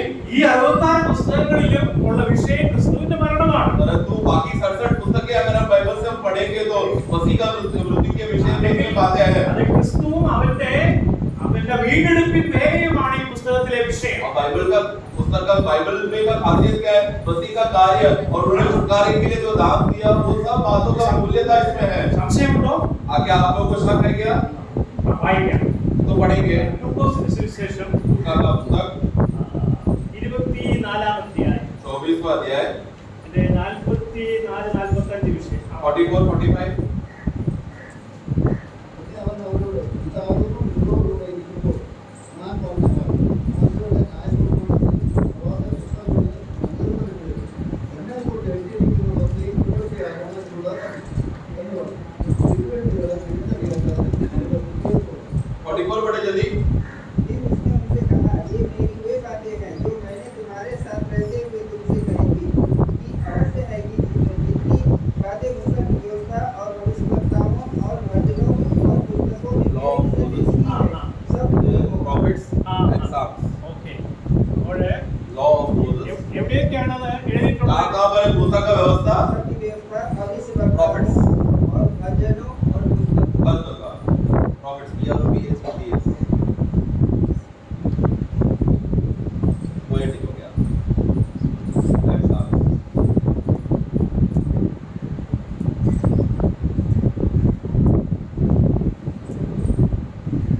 मूसा का व्यवस्था कविताओं का पुस्तक या वचनों का पुस्तक और भजन और भविष्यवक्ताओं का അതല്ലേ पुस्तक। ഇവിടെ പറഞ്ഞേക്കുന്നത്? ये तीन बातें लिखा है ना अभी जो हमने पढ़ा। യേശുദാസ് എന്ത് പറഞ്ഞു? यीशु मसीह ने क्या कहा എന്നെക്കുറിച്ച് मेरे बारे में മോശയുടെ ന്യായപ്രമാണത്തിലും मूसा का व्यवस्था में സങ്കീർത്തനങ്ങളിലും भजनों में പിന്നെ പ്രവാചക और പുസ്തകങ്ങളിലും भविष्यवक्ताओं के पुस्तकों में मेरे बारे में लिखा गया है। ഇപ്പോൾ ഈ പഴയ നിയമത്തെ നമുക്ക് മൂന്നായിട്ട് തിരിക്കാം. तो अभी पुराना नियम को तीन भागों में हम बांट सकते हैं। മോശയുടെ പുസ്തകത്തിൽ एक है मूसा का पुस्तक അത് ന്യായപ്രമാണം അല്ലെങ്കിൽ മോശയുടെ പുസ്തകം. मतलब बेटा जो पहला 5 पुस्तक है പിന്നെ ഉള്ളതാണ് പദ്യപുസ്തകങ്ങൾ എന്ന് പറയും. और फिर हम देखते हैं कवि पुस्तक या भजन कविताओं का पुस्तक। സങ്കീർത്തനങ്ങൾ എന്ന് പറയുന്നത് യോബിന്റെ പുസ്തകം മുതൽ ഉത്തമഗീതം വരെയുള്ള പുസ്തകങ്ങളെല്ലാം കീർത്തന പുസ്തകങ്ങൾ. तो वो कविताओं का पुस्तक करके बोलते समय में या भजन पुस्तक मतलब बोलता है अय्यूब का पुस्तक से लेके श्रेष्ठ गीत तक का जो भी पुस्तक है वो सब कवि का पुस्तक അതിന് है। പറയുന്ന പേരാണ് പദ്യപുസ്തകങ്ങൾ. तो वो कविताओं का पुस्तक या भजन का पुस्तक। പിന്നെ ഉള്ളതാണ് और फिर क्या है യെശയ്യാവ് മുതൽ മലാഖി വരെ यशायाह से लेकर मलाकी तक അതെല്ലാം പ്രവചന പുസ്തകങ്ങളാണ്. वो सब भविष्यवाणी के पुस्तक है। ഇതിലെല്ലാം എന്താണ്? ये सब में क्या लिखा है ഇതിലെല്ലാം सुने बनिए ക്രിസ്തുവാണ് വിഷയം. ये सब में मेन विषय मुद्दा कौन है मसीह है। ക്രിസ്തുവിന്റെ പ്രാധാന്യത എന്താണ്? मसीह का मूल्यता क्या है ക്രിസ്തുവിന്റെ മരണം. मसीह का मृत्यु। അപ്പോൾ ദൈവത്തിന്റെ മുൻപിലെ പ്രധാനപ്പെട്ട വിഷയം ക്രിസ്തുവിന്റെ മരണമാണ്. तो मतलब यानी कि क्या परमेश्वर का नजर में सबसे मूल्यवान बात कौन है मसीह का मृत्यु है। ദൈവം എന്ത് പറഞ്ഞാലും ക്രിസ്തുവിന്റെ മരണം പുറപ്പെട്ടു വരും. तो परमेश्वर कोई भी बात बोलेगा तो उसमें यीशु मसीह का मृत्यु वो बातों में प्रकट होगा। ദൈവം എന്ത് പ്രവർത്തിച്ചാലും പുറത്തു വരുന്നത് ക്രിസ്തുവിന്റെ മരണം. प्रभु जो भी बात करेगा वो परमेश्वर जो भी बात करेगा वो करते समय में प्रकट होगा प्रभु का मृत्यु प्रकट होगा उसमें। നിങ്ങൾ ശ്രദ്ധിച്ചിട്ടുണ്ടോ കാര്യം? आप लोगों ने ध्यान दिया है क्या ഞാൻ കേട്ടോളൂ. तो सुनो ദൈവത്തിന് ഹവ്വയെ ഉണ്ടാക്കണം. परमेश्वर को अभी हव्वा को बनाना है। ആദാമിനെ പോലെ ഉണ്ടാക്കിയ പോലെയായിരുന്നു. वो आदम का जैसा बना सकता था ना ആദാമിനെ ഉണ്ടാക്കിയില്ലേ? आदम को बनाया पहला അതുപോലെയല്ലല്ലോ ഹവ്വയെ ഉണ്ടാക്കിയത്. वैसा तो नहीं ना हव्वा को बनाया। എന്തിനാണ് ഉറക്കം കൊടുത്തത്? क्यों आदम को एक निद्रा दिया ആ ഉറക്കം യേശു കർത്താവിന്റെ മരണത്തിന്റെ നിഴലാണ്. क्योंकि वो आदम का निद्रा क्या है यीशु मसीह का मृत्यु का एक छाया है അതാ ക്രിസ്തുവിന്റെ നിഴലും और आदम को है मसीह का छाया ആദാമിന്റെ ഉറക്കം ക്രിസ്തുവിന്റെ മരണത്തിന്റെ നിഴലും और आदम जब सो गया मतलब मसीह का मृत्यु का छाया ഉറങ്ങി എഴുന്നേറ്റത് ക്രിസ്തുവിന്റെ പുനരുത്ഥാനത്തിന്റെ നിഴലും होकर उठा तो मसीह का पुनरुत्थान को दिखाता है ഹവ്വ സഭയുടെ നിഴലുമാണ്. और आप बोला तो हव्वा को देखा मतलब कलीसिया को देखा। Praise the Lord. Praise the Lord। ഇനി പുറപ്പാട് പുസ്തകത്തിലെ പെസഹാക്കുഞ്ഞാണ്. अभी रगवट का पुस्तक ले लो उसमें किसको का मेमना ഒന്ന് കൊരിന്ത്യയിലേക്ക് എഴുതിയ ലേഖനം 5-ാം അധ്യായത്തിന്റെ 7-ാം വാക്യം വായിച്ചാട്ടെ. पहला कोरिन्थी 15 का सॉरी 5 का 7 पढ़ेंगे तो നമ്മുടെ പെസഹാക്കുഞ്ഞാട്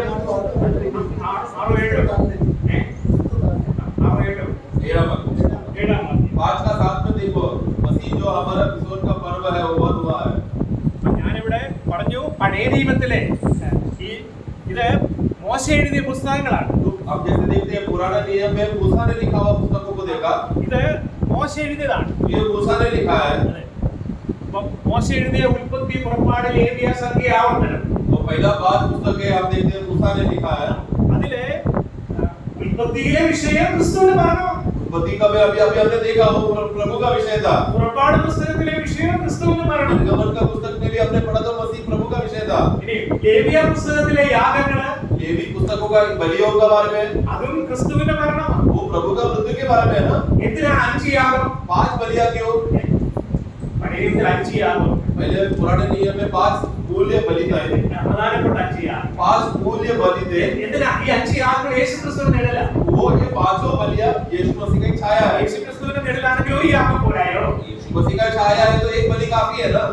ഒരു യാഗത്തിലൂടെ एक बलि के द्वारा ക്രിസ്തുവിന്റെ മരണത്തെ വിവരിക്കാൻ കഴിയത്തില്ല. एक ही बलि मसीह का मृत्यु का गंभीरता को प्रकट कर नहीं सकता। ക്രിസ്തുവിന്റെ മരണത്തിന്റെ എല്ലാ വശങ്ങളും मसीह का मृत्यु का अलग अलग जो बातें हैं, वो नजरिया को एक बलि बता नहीं सकता। അതുകൊണ്ടാണ് 5 യാഗം വേണ്ടി വന്നത്. इसीलिए 5 बलियां लगा यीशु मसीह का मृत्यु को समझने के लिए।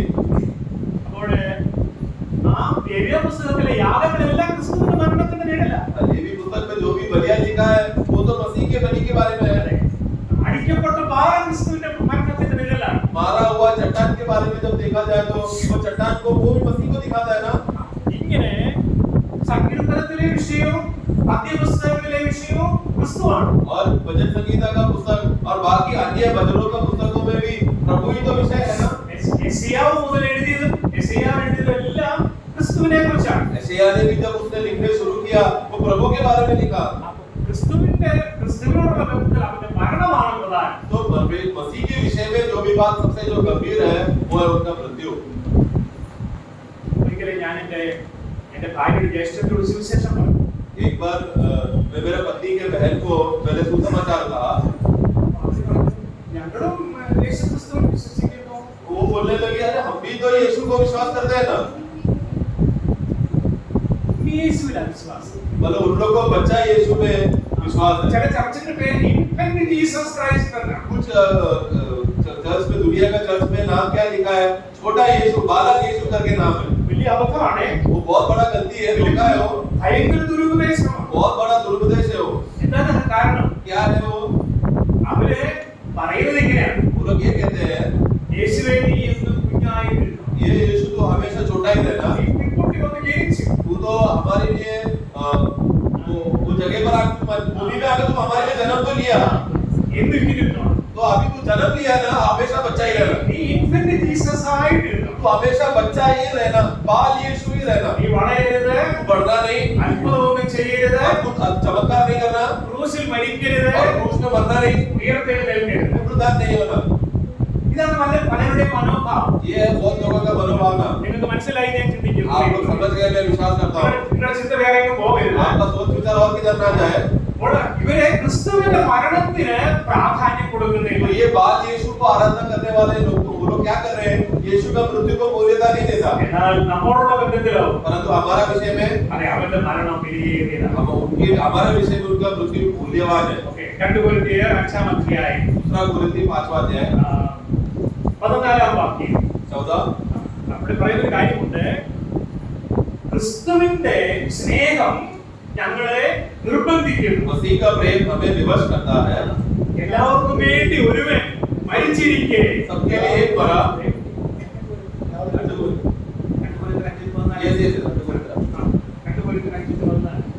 सबके लिए एक मरा। पढ़े वो आखिरी बात पढ़े। മലയാളത്തിൽ ഒന്ന് കൊരിന്ത്യരല്ല 2 കൊരിന്ത്യർ. इसलिए कि हम यह समझते हैं कि हाँ। जब एक सबके लिए मरा हाँ। तो सब मर गए। हाँ, एक सबके लिए मरा तो सब मर गए।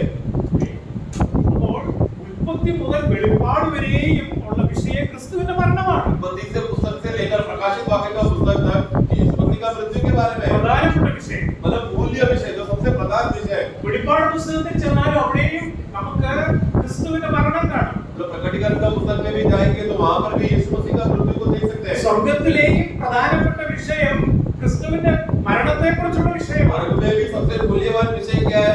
यीशु मसीह का मृत्यु। നോക്കാം വെളിപ്പാട് പുസ്തകം प्रकाशित वाक्य 5वां अध्याय 5-ാം അധ്യായത്തിന്റെ 9-ാം വാക്യത്തിലെത്തി. 5:9 में അവിടെ ഒരു കുഞ്ഞാട് ഇപ്പോൾ അറുക്കപ്പെട്ടതുപോലെ നിൽക്കുന്നത് കണ്ടു. एक बेवला देखो अभी वक्त हुआ है करके हम पढ़ते हैं।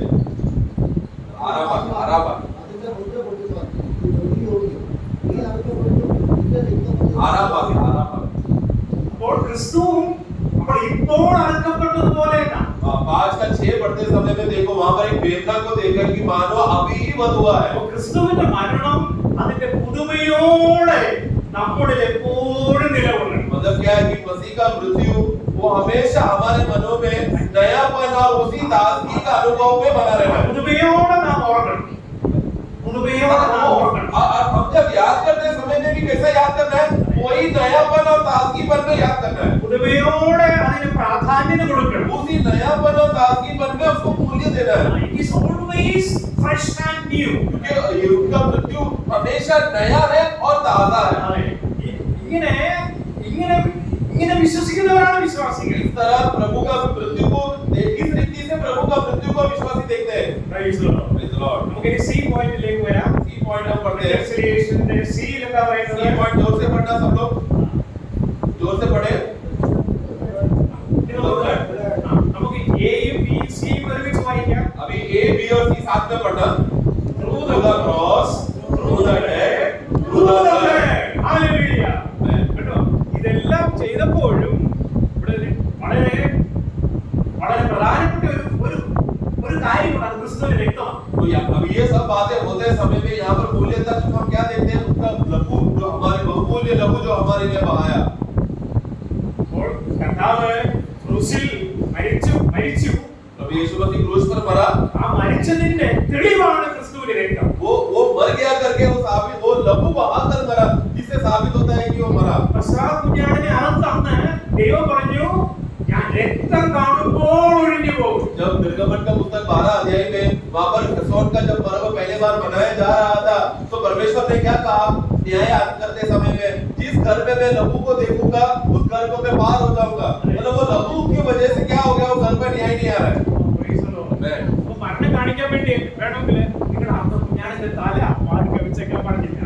तो परमेश्वर ने ऐसा नहीं किया, चलो तुमने एक मेमना को मार डाला ना, तो मेमना का जिस मेमना को तुमने मार डाला उसका सर तुम लोग घर के बाहर रखो, ऐसा नहीं कहा। തല വെച്ചാലും അവിടെ കുഞ്ഞാടിന്റെ അർത്ഥം തുടങ്ങി പറയാമായിരുന്നു. क्योंकि वध किया, मेमना का सर काट के अगर दरवाजे के सामने रख दिया, मर गया करके साबित हो गया ना। അതല്ല, ദൈവത്തിന്റെ വ്യവസ്ഥ ക്രിസ്തുവിന്റെ രക്തത്തിലൂടെയായി. परंतु परमेश्वर का व्यवस्था क्या था, लहू के द्वारा मृत्यु प्रूफ करता है।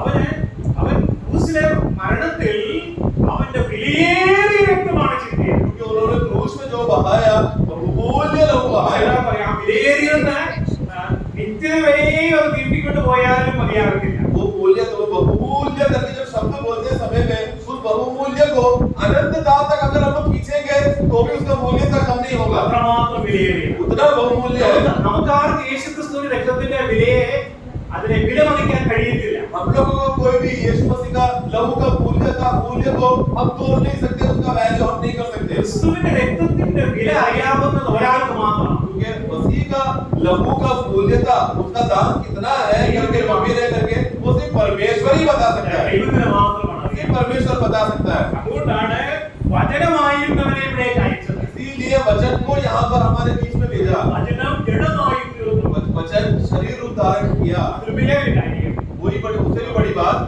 ക്ഷമിക്കണം. അതുപോലെ വേറൊരു കാര്യം, उसी तरह और एक बात है, ഇബ്രാഹിം ലേഖനം 2-ാം അധ്യായത്തിന്റെ 14-ാം വാക്യം, 2:14 മക്കൾ ജഡരക്തങ്ങളോട് കൂടിയവരാകൊണ്ട് അവരും അവരെ പോലെ ജഡരക്തങ്ങളോട് കൂടിയവനായി വന്ന് മരണത്തിന്റെ അധികാരിയായ പിശാചിനെ തന്റെ മരണത്താൽ നീക്കി. 2:14 पढ़े इब्रानियों। इसलिए जब भी लड़के मांस और लहू के भागी हैं तो वह आप भी उनके समान असहभागी हो गया, ताकि मृत्यु के द्वारा उसे जिसे मृत्यु पर शक्ति मिली थी अर्थात शैतान को निकम्मा कर दे। Praise the Lord. ഇനിയും യേശു കർത്താവ് ചിന്തി രക്തം, ആ രക്തം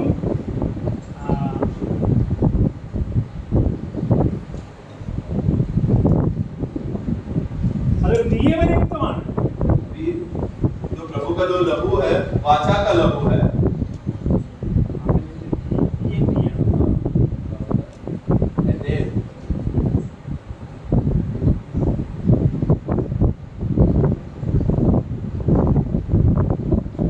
അതൊരു നിയമരക്തമാണ്. वो एक वाचा का लहू है।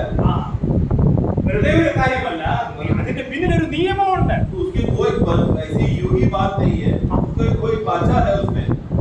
കാരണം യേശു രക്തം ചിന്തി മരിച്ചു. यीशु मसीह लहू बहाकर मरा, നമുക്കെന്താ പ്രയോജനം? उसमें हमारा क्या फायदा? പക്ഷേ ഒരു പാപി വിശ്വസിക്കുമ്പോൾ परंतु जब एक पापी उस बात को विश्वास करेगा, ദൈവം അവനെ നീതീകരിക്കുക. परमेश्वर वो व्यक्ति को धर्मी ठहराएगा। അതാണ് അതിനൊരു നിയമമുണ്ട്. तो उसके लिए एक वाचा है। Praise the Lord. ഇതിന്റെ ഒരു നിഴലാണ് പഴയ നിയമത്തിലെ പുറപ്പാട് പുസ്തകം 24-ാം അധ്യായത്തിലെ तो निर्गमन का पुस्तक 24वां अध्याय में एक छाया को हम देखते हैं वाचा का लहू का। അവിടെ ഒരിക്കൽ മോശ നിയമപുസ്തകം എടുത്തു. मूसा ने वाचा का पुस्तक लिया ജനത്തെ വായിച്ചു കേട്ടു. और लोगों को पढ़ाकर सुनाया, എന്നിട്ട് യാഗമൃഗങ്ങളുടെ രക്തവും കൂടെ കൊണ്ടുവന്നു. और फिर बलि के जानवरों का लहू भी लेकर आया എന്നിട്ട് ദൈവത്തിന്റെ നിയമം അവരെ വായിച്ചു കേട്ടു. और परमेश्वर का नियमों को उनको सुनाया। വായിക്കാം. 13 वाक्य പുറപ്പാട് പുസ്തകം 24-ാം അധ്യായത്തിന്റെ निर्गमन 6, 7, 7 और 8 सॉरी 6 और 7 24 का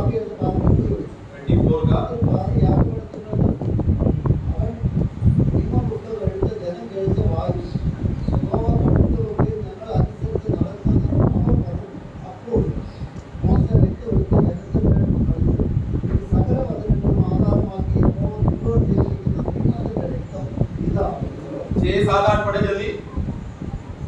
निर्गमन 24 का 6 7 8 हाँ। और मूसा ने आधा लहू लेकर कटोरों में रखा और आधा बेच कर छिड़क दिया।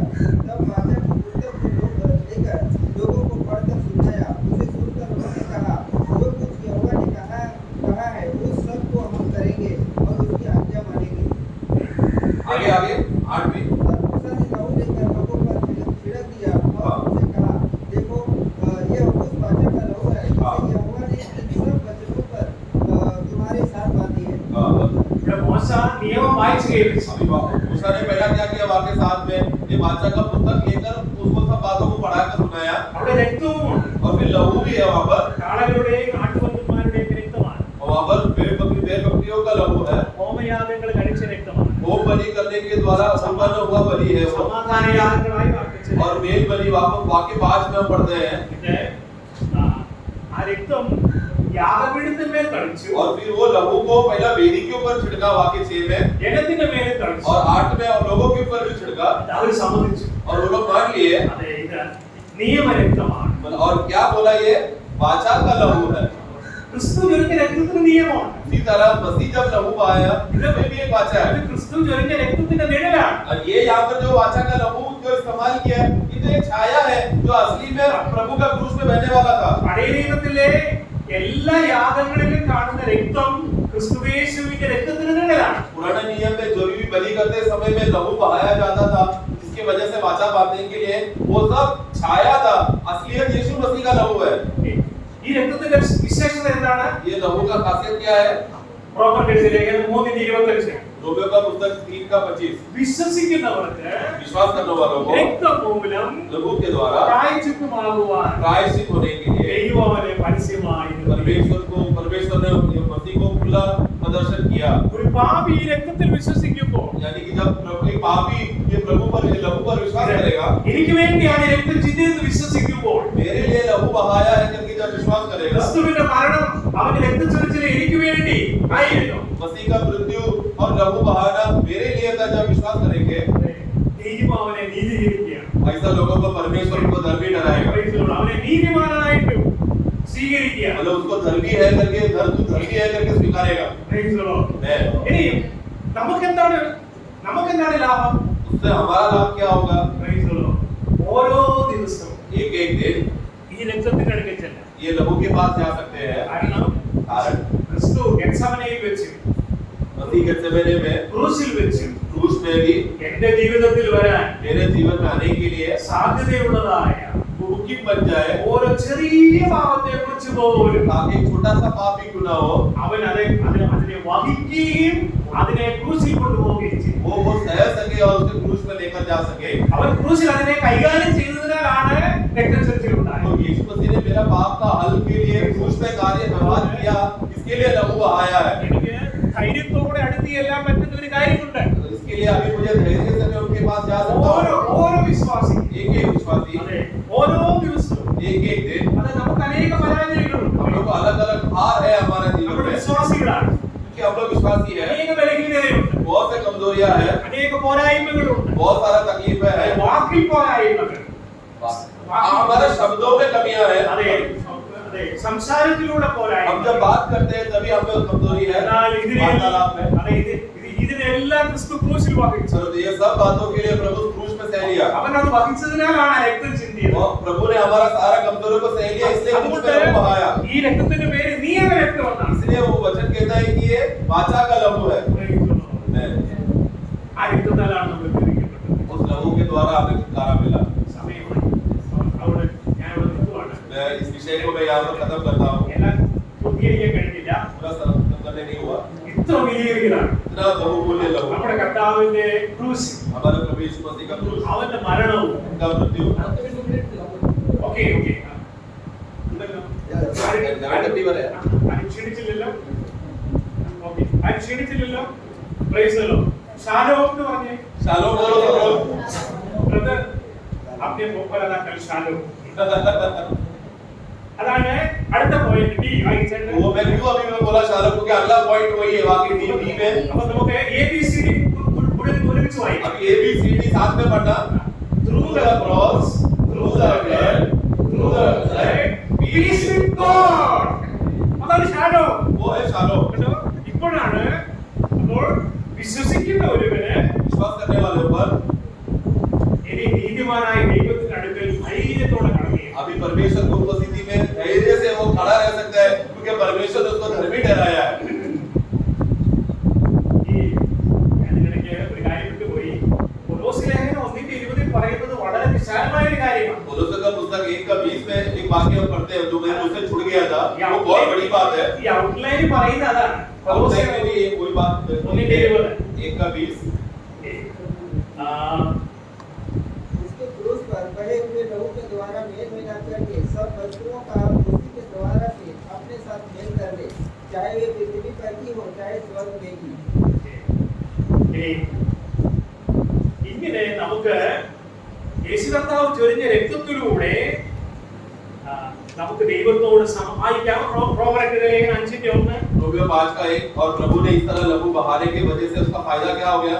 रोमियो 5:1 സ്വസ്ഥത നീതിയായിരിക്കപ്പെട്ടത് നമ്മുടെ കർത്താവായ യേശു ക്രിസ്തു മൂലം നമുക്ക് ദൈവത്തോട് സമാധാനം. അപ്പൊ ഈ സമാധാനം എന്ന് പറയുമ്പോൾ ചിലരുടെ ധാരണ നമ്മുടെ ഉള്ളിൽ ഒരു സമാധാനം കിട്ടും.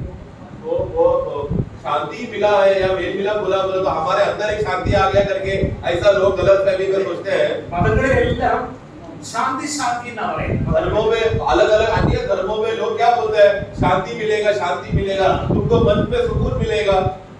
ഏത് മതത്തിന്റെയും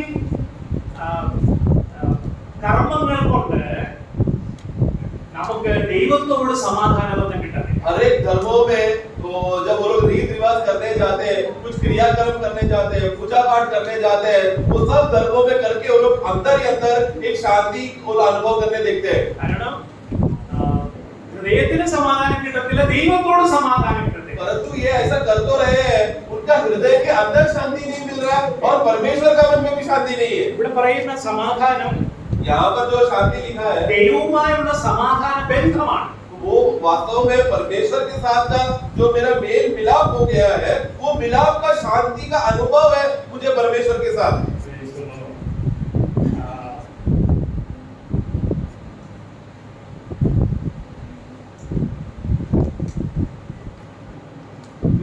റോമർക്കെതിരെ 5:1 നാം വായിക്കുന്നത്, 5:1 पढ़े, വിശ്വാസത്താൽ നാം നീതീകരിക്കപ്പെട്ടിട്ട് विश्वास के द्वारा हम धर्मी ठहराए നമ്മുടെ കർത്താവായ യേശുക്രിസ്തു മൂലം और प्रभु यीशु मसीह के द्वारा നമുക്ക് ദൈവത്തോട് സമാധാനം. परमेश्वर के साथ मेल है या शांति है। ഇതാണ് സമാധാന ബന്ധം. यही है शांति का रिश्ता।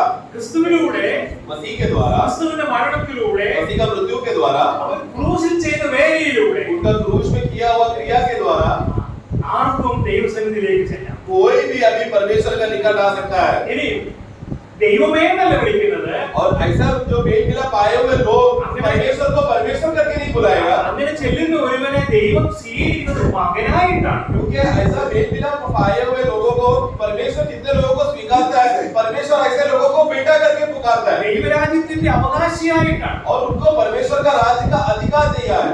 ഇങ്ങനെയുള്ള ഒരു ഒരു നിരപ്പിക്കലാണ്, ഇങ്ങനെ ഒരു റിക്കൺസിലിയേഷൻ ആണ് ക്രിസ്തു ക്രൂസിൽ നിറവേറ്റിയത്. इस तरह का मेल मिलाप है मसीह क्रूस में किया. Praise the Lord. Praise the Lord. നിങ്ങൾക്കറിയാമോ, സ്വർഗവും ഭൂമിയും തമ്മില് ഇപ്പൊ ഭയങ്കര സമാധാനമില്ലാത്ത അവസ്ഥയാണ്. स्वर्ग और भूमि के बीच में का जो अवस्था में अभी क्या है, एक अशांति का अनुभव है. ഈ ഭൂമി സർവ്വലോകവും ദുഷ്ടന്റെ അധീനതയിലാണ്. पूरा दुनिया दुष्ट के हाथ में है. നേരത്തെ അങ്ങനെയല്ലായിരുന്നു. परंतु पहले ऐसा नहीं था. പാപത്തിനും സാധാരണ വീഴ്ചയ്ക്ക് മുമ്പ് സ്വർഗവും ഭൂമിയും കൂടെ ഒറ്റ ഭരണത്തിലായിരുന്നു. क्योंकि प्रभु शैतान गिरने से पहले या शैतान लूसीफर शैतान होने से पहले स्वर्ग और भूमि एक था. എന്നാൽ ദൈവം സ്വർഗത്തെയും ഭൂമിയെയും കൂടെ ബന്ധിപ്പിക്കുന്ന ഒരു പോവഴിയുണ്ട്. परंतु अभी परमेश्वर ने क्या किया, अभी जो जहाँ स्वर्ग और भूमि दूर हो गया है उसको एक करने के लिए, समान लाने के लिए एक सीढ़ी लाया परमेश्वर ने. സ്വർഗത്തെയും ഭൂമിയെയും കൂടെ ബന്ധിപ്പിച്ച പോവഴി ഏതാണ്? एक ऐसा सीढ़ी जो स्वर्ग और भूमि दोनों को छूता स्पर्श करता है, एक किया. कौन सा सीढ़ी है? ആ പോവഴിയാണ് യാക്കോബ് സ്വപ്നത്തിൽ കണ്ടത്. वही सीढ़ी के बारे में याकूब ने सपना देखा था. അതെ, അപ്പോൾ യാക്കോബ് പറഞ്ഞു, ഇതാണ് ദൈവത്തിന്റെ ഭവനം. तो तभी याकूब क्या कहते हैं, देखो ये तो परमेश्वर का भवन है. അതെ, അങ്ങനെ സ്വർഗവും ഭൂമിയും കൂടെ തമ്മിൽ ബന്ധം ഒന്നാകുന്ന അവസ്ഥയാണ് സഭ. उस तरह स्वर्ग और भूमि का एक होने का अनुभव को कहते हैं मंडली, कलीसिया. അപ്പൊ സഭയുടെ ഒരു ദൗത്യമുണ്ട്. मंडली का जिम्मेदारी है. അപ്പൊ നമ്മുടെ ക്രിസ്തു തന്റെ മരണത്തിലൂടെ, തന്റെ ക്രൂശിലൂടെ, തന്റെ രക്തത്താൽ വീണ്ടെടുത്തത് ദൈവത്തിന്റെ ഭരണം ഭൂമിയിൽ സ്ഥാപിക്കുന്നതിന് വേണ്ടിയാണ്. प्रभु परमेश्वर ने अपना पुत्र के द्वारा हमें मूल दाम देकर खरीद कर हमें छुटकारा इसके लिए दिया, स्वर्ग का अधिकार भूमि में रह सके. നമ്മളെല്ലാവരും സ്വാർത്ഥരാണ്. क्योंकि हम लोग सब लोग स्वार्थी है. നമ്മളെല്ലാവർക്കും സ്വാർത്ഥതയുണ്ട്. हम सबके अंदर स्वार्थता का स्वभाव है. അല്ലേ? അനേക സ്വാർത്ഥതയുണ്ട്. बहुत प्रकार का स्वार्थता है. എനിക്ക് സ്വർഗത്തിൽ പോകണം, मुझे स्वर्ग में जाना है, അല്ലേ? അങ്ങനെ ऐसा इच्छा होता है ना हमारे अंदर. എല്ലാവരുടെയും ചിന്തയതാണ്. सबको यही विचार है ना. മീറ്റിംഗിന് പോകുന്നത് എന്തിനാ ചോദിച്ചാൽ എനിക്ക് സ്വർഗത്തിൽ പോകണം. हम लोग मीटिंग में क्यों जा रहे हैं, संगति क्यों कर रहे हैं? मुझे स्वर्ग में अच्छा जगह चाहिए इसके लिए. എന്തിനാണ് ആരാധനയ്ക്ക് പോകുന്നത്? आराधना करने क्यों जा रहे हैं? എനിക്ക് സ്വർഗത്തിൽ പോകണം. मुझे स्वर्ग में अच्छा जगह चाहिए. പ്രാർത്ഥിക്കുന്നത് क्यों मैं प्रार्थना कर रहा हूँ? എനിക്ക് സ്വർഗത്തിൽ പോകണം. मुझे स्वर्ग में जाना है. അപ്പോൾ ഞാന് എനിക്ക് എന്നുള്ളതാ മുൻപിൽ നിൽക്കുന്നത്. तो मैं मेरे को अकेला ऐसा मैं का स्वयं का स्वार्थता है. എന്നാൽ ദൈവം തന്റെ സ്വന്തം പുത്രനെ, परंतु परमेश्वर अपना एकलौता पुत्र को, ഏകപുത്രനെ, एकलौता पुत्र സ്വർഗത്തിലെ ഏറ്റവും വിലയേറിയവനെ, जो स्वर्ग का सबसे मूल्यवान है, സ്വർഗത്തിൽ ഇതിനേക്കാൾ വിലയേറിയത് വേറെ ഇല്ലായിരുന്നു. स्वर्ग से भी उससे बड़ा मूल्यवान और कोई नहीं है. ഇതിനേക്കാൾ വിലപിടിപ്പുള്ളതൊന്നുമില്ലായിരുന്നു. स्वर्ग से भी यीशु से भी ज्यादा मूल्यवान स्वर्ग में और कोई नहीं है. അപ്പോൾ ദൈവം തന്റെ മുൻപിൽ ഏറ്റവും വിലയേറിയതിനെയാണ് എനിക്ക് വേണ്ടി തന്നത്. परमेश्वर ने सबसे मूल्यवान, सबसे मूल्य चीज प्रभु यीशु मसीह को हमें दिया. നമ്മളെ ഇങ്ങനെ വീണ്ടെടുക്കുമ്പോൾ ദൈവത്തിന്റെ ഉള്ളങ്ങളിൽ ഒരു ആഗ്രഹം ഉണ്ടായി. इस तरह हमें छुटकारा देते समय में, मूलदाम देकर खरीदते समय में प्रभु को एक इच्छा था. ആ ദൈവഹൃദയത്തിലെ ആഗ്രഹം അറിഞ്ഞ ഒരേ ഒരു വ്യക്തിയാണ് നമ്മുടെ കർത്താവ്. वो परमेश्वर का हृदय आग्रह में आने वाला एकमात्र पुरुष है, यीशु मसीह. യേശു കർത്താവ്. यीशु मसीह അവനാണ് ദൈവഹൃദയത്തിലെ ആഗ്രഹം वही तो है परमेश्वर का मन का आग्रह. അറിഞ്ഞു. അത് നിറവേറ്റാനായിട്ടാണ് और वो बात को पूरा करने के लिए आया. അതുകൊണ്ടാണ് യേശു പറഞ്ഞത്, ഇതാ ഞാൻ വരുന്നു, പുസ്തക ചുരുളില് എന്നെക്കുറിച്ച് എഴുതിയിരിക്കുന്നു. इसलिए प्रभु कहता है, देखो मैं आ रहा हूँ, पुस्तकों में मेरे बारे में लिखा हुआ है. മാത്രമല്ല ദൈവമേ നിന്റെ ഇഷ്ടം ചെയ്യാൻ ഞാൻ വരുന്നു. नहीं प्रभु कहते हैं कि प्रभु मैं तेरा इच्छा को करने आया हूँ. പ്രിയമുള്ളവരെ, അപ്പോൾ ഇതെല്ലാം നടക്കും ദൈവഹൃദയത്തിൽ ഒരു ആഗ്രഹമുണ്ട്. परंतु प्रभु का इच्छा में मन में आग्रह है. ഇതാരറിഞ്ഞു? वो कौन जाना? ഇത് ക്രിസ്തുവാണ്. मसीह ने जाना. അവൻ ഇറങ്ങി വന്നു, वो उतर कर आया നമ്മളോട് പറഞ്ഞു, और हमसे कहा, നിങ്ങൾ ഒരു പ്രാർത്ഥന പ്രാർത്ഥിക്കണം. तुम्हें प्रार्थना करना. എന്താണ്? वो क्या है? ദൈവമേ ये परमेश्वर, നിന്റെ രാജ്യം ഭൂമിയിൽ ये സ്ഥാപിതമാകണം. पिता परमेश्वर, तेरा राज्य भूमि में भी स्थापना हो. കാരണം നേരത്തെ അങ്ങനെയായിരുന്നു. पहला ऐसा था, ആ സ്വർഗവും ഭൂമിയും കൂടെ ഒന്നായിരുന്നു. स्वर्ग और भूमि एक था, ഒരേ ഭരണമായിരുന്നു, एक ही अधिकार में ഒരേ था, ഒരേ ആധിപത്യമായിരുന്നു, एक ही हुकूमत था, ഒരേ നിയന്ത്രണത്തിലായിരുന്നു. एक ही नियंत्रण था. എന്നാൽ ഒരു പിശാച് ഇതിനിടയിൽ കടന്നുകൂടി. परंतु एक शैतान बीच में आ गया അവനാണ് ഈ പ്രശ്നങ്ങളെല്ലാം और वो ഉണ്ടാക്കിയത്. बहुत तकलीफ लाया. അതുകൊണ്ട് ദൈവത്തിന്റെ ശത്രു നമ്മുടെ ശത്രുവാണ്. इसकी वजह से परमेश्वर का शत्रु हमारा भी शत्रु है. അവനെ കീഴടക്കണം.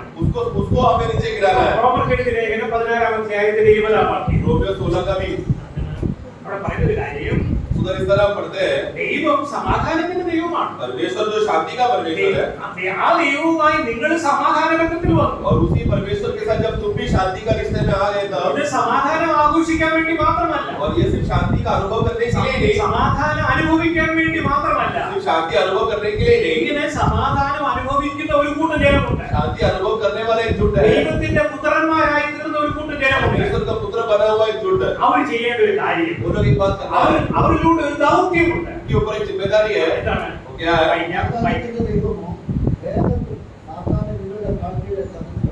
ആമേൻ. प्लीज पढ़ना जल्दी। शांति का परमेश्वर शैतान को तुम्हारे पांवों से शीघ्र कुचलवा देगा। बस बस बस। ആ, praise the Lord. അപ്പോൾ ഇതാണ് സഭയിലൂടെയുള്ള ദൈവത്തിന്റെ ഒരു ആഗ്രഹം. ये है मंडली के द्वारा, कलीसिया के द्वारा परमेश्वर का एक इच्छा। वो क्या है? शैतान का अपने पैरों में कुचले। ഇതിനെക്കുറിച്ച് കർത്താവ് ഒരിക്കൽ പറഞ്ഞു. इसके विषय में प्रभु कहता है, നഥനയേലിനോട് പറഞ്ഞത്. नतनेल से कहा था, നഥനയേലിനോട് പറഞ്ഞു, യോഹന്നാന്റെ സുവിശേഷം 1-ാം അധ്യായത്തിന്റെ 51-ാം വാക്യം. यूहन्ना 1:51, फिर उसने उससे कहा, मैं तुमसे सच-सच कहता हूँ कि तुम स्वर्ग को खुला हुआ और परमेश्वर के स्वर्गदूतों को मनुष्य के पुत्र के ऊपर उतरते और ऊपर जाते देखोगे। Praise the Lord. ഇതാണ് സ്വർഗവും ഭൂമിയിലുള്ള സംബന്ധം. देखो स्वर्ग और भूमि का रिश्ता, ബന്ധം, रिश्ता, സമാധാന ബന്ധം, शांति का रिश्ता, ഒരേ ഭരണം. एक ही अधिकार। ഇത് 1000 ആണ്ടിൽ നിലവിലും. ये 1000 वर्ष में पूर्तिकरण में आएगा। Praise the Lord. Praise the Lord। ദൈവത്തിന്റെ സഭ, ക്രിസ്തുവിന്റെ സഭയിലൂടെയാണ് ഇത് നടപ്പിലാക്കുക. और वो मंडली के द्वारा होने वाला है, അല്ലെങ്കിൽ നമ്മിലൂടെയാണ് या फिर നടപ്പിലാക്കുക. हमारे द्वारा होगा। അതെ, ഇങ്ങനെ ദൈവത്തിന് ഒരു ആഗ്രഹമുണ്ട്. इस तरह परमेश्वर का एक आग्रह है। അതുകൊണ്ട് പ്രിയമുള്ളവരെ, इसलिए प्रियो, നമ്മോട് തന്നെ ചോദിച്ചു, अपने आप को पूछे, നമ്മുടെ ലാഭത്തിനാണോ ജീവിക്കുന്നത്? हम अपने लाभ के लिए जी रहे क्या, അതോ നമ്മെ വീണ്ടെടുത്തവനായ ദൈവത്തിന്റെ ആഗ്രഹമുണ്ട്? या फिर हमें छुटकारा दिया हुआ एक प्रभु है, क्या उनका इच्छा के लिए हम जी रहे हैं? അവന്റെ ആഗ്രഹം നിറവേറേണ്ടതിന് വേണ്ടിയാണ്. उनका आग्रह को पूरा करने के लिए നമുക്ക് നമ്മോട് അങ്ങനെ ചോദിക്കാം. हम अपने आप को सवाल पूछे, അങ്ങനെ നമ്മുടെ വ്യക്തിത്വം ദൈവത്തോട് നിരപ്പാണ്. इस तरह हमारा व्यक्तित्व प्रभु के साथ एक हो जाए। നമ്മള് ദൈവവുമായി നല്ല ബന്ധത്തിലാണ്. हम लोग प्रभु के साथ अच्छा रिश्ते में हैं, ഒരു പ്രശ്നവുമില്ല. कोई भी तकलीफ नहीं। അത് മാത്രമല്ല, उतना ही नहीं, നമ്മുടെ വ്യക്തിത്വവും കൂടെ എല്ലാ നിലയിലും കർത്താവിനോട് നിരപ്പാണ്. हमारा व्यक्तित्व भी सब प्रकार में प्रभु के साथ एक हो जाना है। Praise the Lord. Praise the Lord। അങ്ങനെയുള്ളവരെക്കാണ് ऐसे लोगों के लिए മറ്റുള്ളവരെയും കൂടെ നിരപ്പാക്കാൻ वो കഴിയും. दूसरों के साथ मेल मिलाप कर सकते हैं। നമ്മളെല്ലാവരും പുതിയ നിയമ ശുശ്രൂഷക്കാരാണ്. हम सब लोग नए नियम में सेवक हैं। Praise the Lord. नए ഒറീസയിൽ നിന്നോ സഹോദരന്മാരെ, उड़ीसा से आए हो भाई लोग, നമ്മളെല്ലാം പുതിയ നിയമ हम ശുശ്രൂഷക്കാരാണ്. लोग सब लोग नए नियम के सेवक हैं। കൽക്കട്ടയിൽ നിന്നോ സഹോദര, कलकत्ता से आए हो भाई, നമ്മളെല്ലാം പുതിയ നിയമ हम लोग ശുശ്രൂഷക്കാരാണ്. सब लोग नए नियम के सेवक हैं। Praise the Lord. Praise the Lord। സഹോദരിമാരെ, हे बहनों, നമ്മളെല്ലാം പുതിയ നിയമ हम लोग ശുശ്രൂഷക്കാരാണ്. सब लोग नए नियम के सेवक हैं। ആണോ ആനി സിസ്റ്ററെ? ऐसा है क्या? നമ്മളെല്ലാവരും Praise the Lord। we all are new covenant ministers. हम लोग सब लोग नए नियम के सेवक हैं। നമ്മളാരാണ്? हम लोग कौन है? പുതിയ നിയമ ശുശ്രൂഷക്കാരാണ്. नए नियम के सेवक हैं। വീണ്ടും ജനിച്ച ഓരോ ദൈവമൈനും. नया जन्म पाया हुआ हर एक विश्वासी। അതാണ് 2 കൊരിന്ത്യർ ലേഖനം പറയുന്നത്. वही है दूसरा कुरिन्थी में हम पढ़ते हैं। അതെ. अच्छे से पढ़ते हैं। ഓക്കേ. അതിന് മുമ്പായിട്ട് പുതിയ നിയമ അവൻ നമ്മെ പുതിയ നിയമത്തിന്റെ 3:6 3 का 6 या 3:6 दूसरा कुरिन्थी 3 का 6। उसने हमें नई वाचा के सेवक होने के योग्य भी किया। बस इसने हमें नए नियम के वाचा के सेवक के लिए योग्य भी किया। ഇത് നമ്മുടെ യോഗ്യതയാണോ? ये हमारा योग्यता है क्या? അല്ല. नहीं, ക്രിസ്തുവാണ് നമ്മുടെ യോഗ്യത. मसीह है हमारा योग्यता, അവനാണ് നമ്മുടെ നീതി. वो है हमारा അവനാണ് धार्मिकता, നമ്മുടെ വിശുദ്ധി. वो है हमारा पवित्रता है, ക്രിസ്തുവാണ് നമുക്കെല്ലാം. वो मसीह हमारे लिए सब कुछ है। അവൻ നമ്മെ പുതിയ നിയമത്തിന്റെ ശുശ്രൂഷകന്മാരാകുവാൻ പ്രാപ്തരാക്കി. वो हमें नए नियम का सेवक बनाने के लिए योग्य किया। അതെന്താണ്? वो क्या है? അതാണ് 2 കൊരിന്ത്യർ दूसरा कुरिन्थी 5-ാം അധ്യായം 5 का 20-21 വാക്യങ്ങൾ 20 और 21 നമുക്ക് വായിക്കാം. जल्दी पढ़ना। इसलिए हम मसीह के राजदूत हैं। हाँ। मानो परमेश्वर हमारे द्वारा विनती कर रहा है। हाँ। हम मसीह की ओर से निवेदन करते हैं कि परमेश्वर के साथ मेल मिलाप कर लो। जो पाप से अज्ञात था उसी को उसने हमारे लिए पाप ठहराया। Praise the Lord. हम उसमें होकर परमेश्वर की धार्मिकता बन जाए।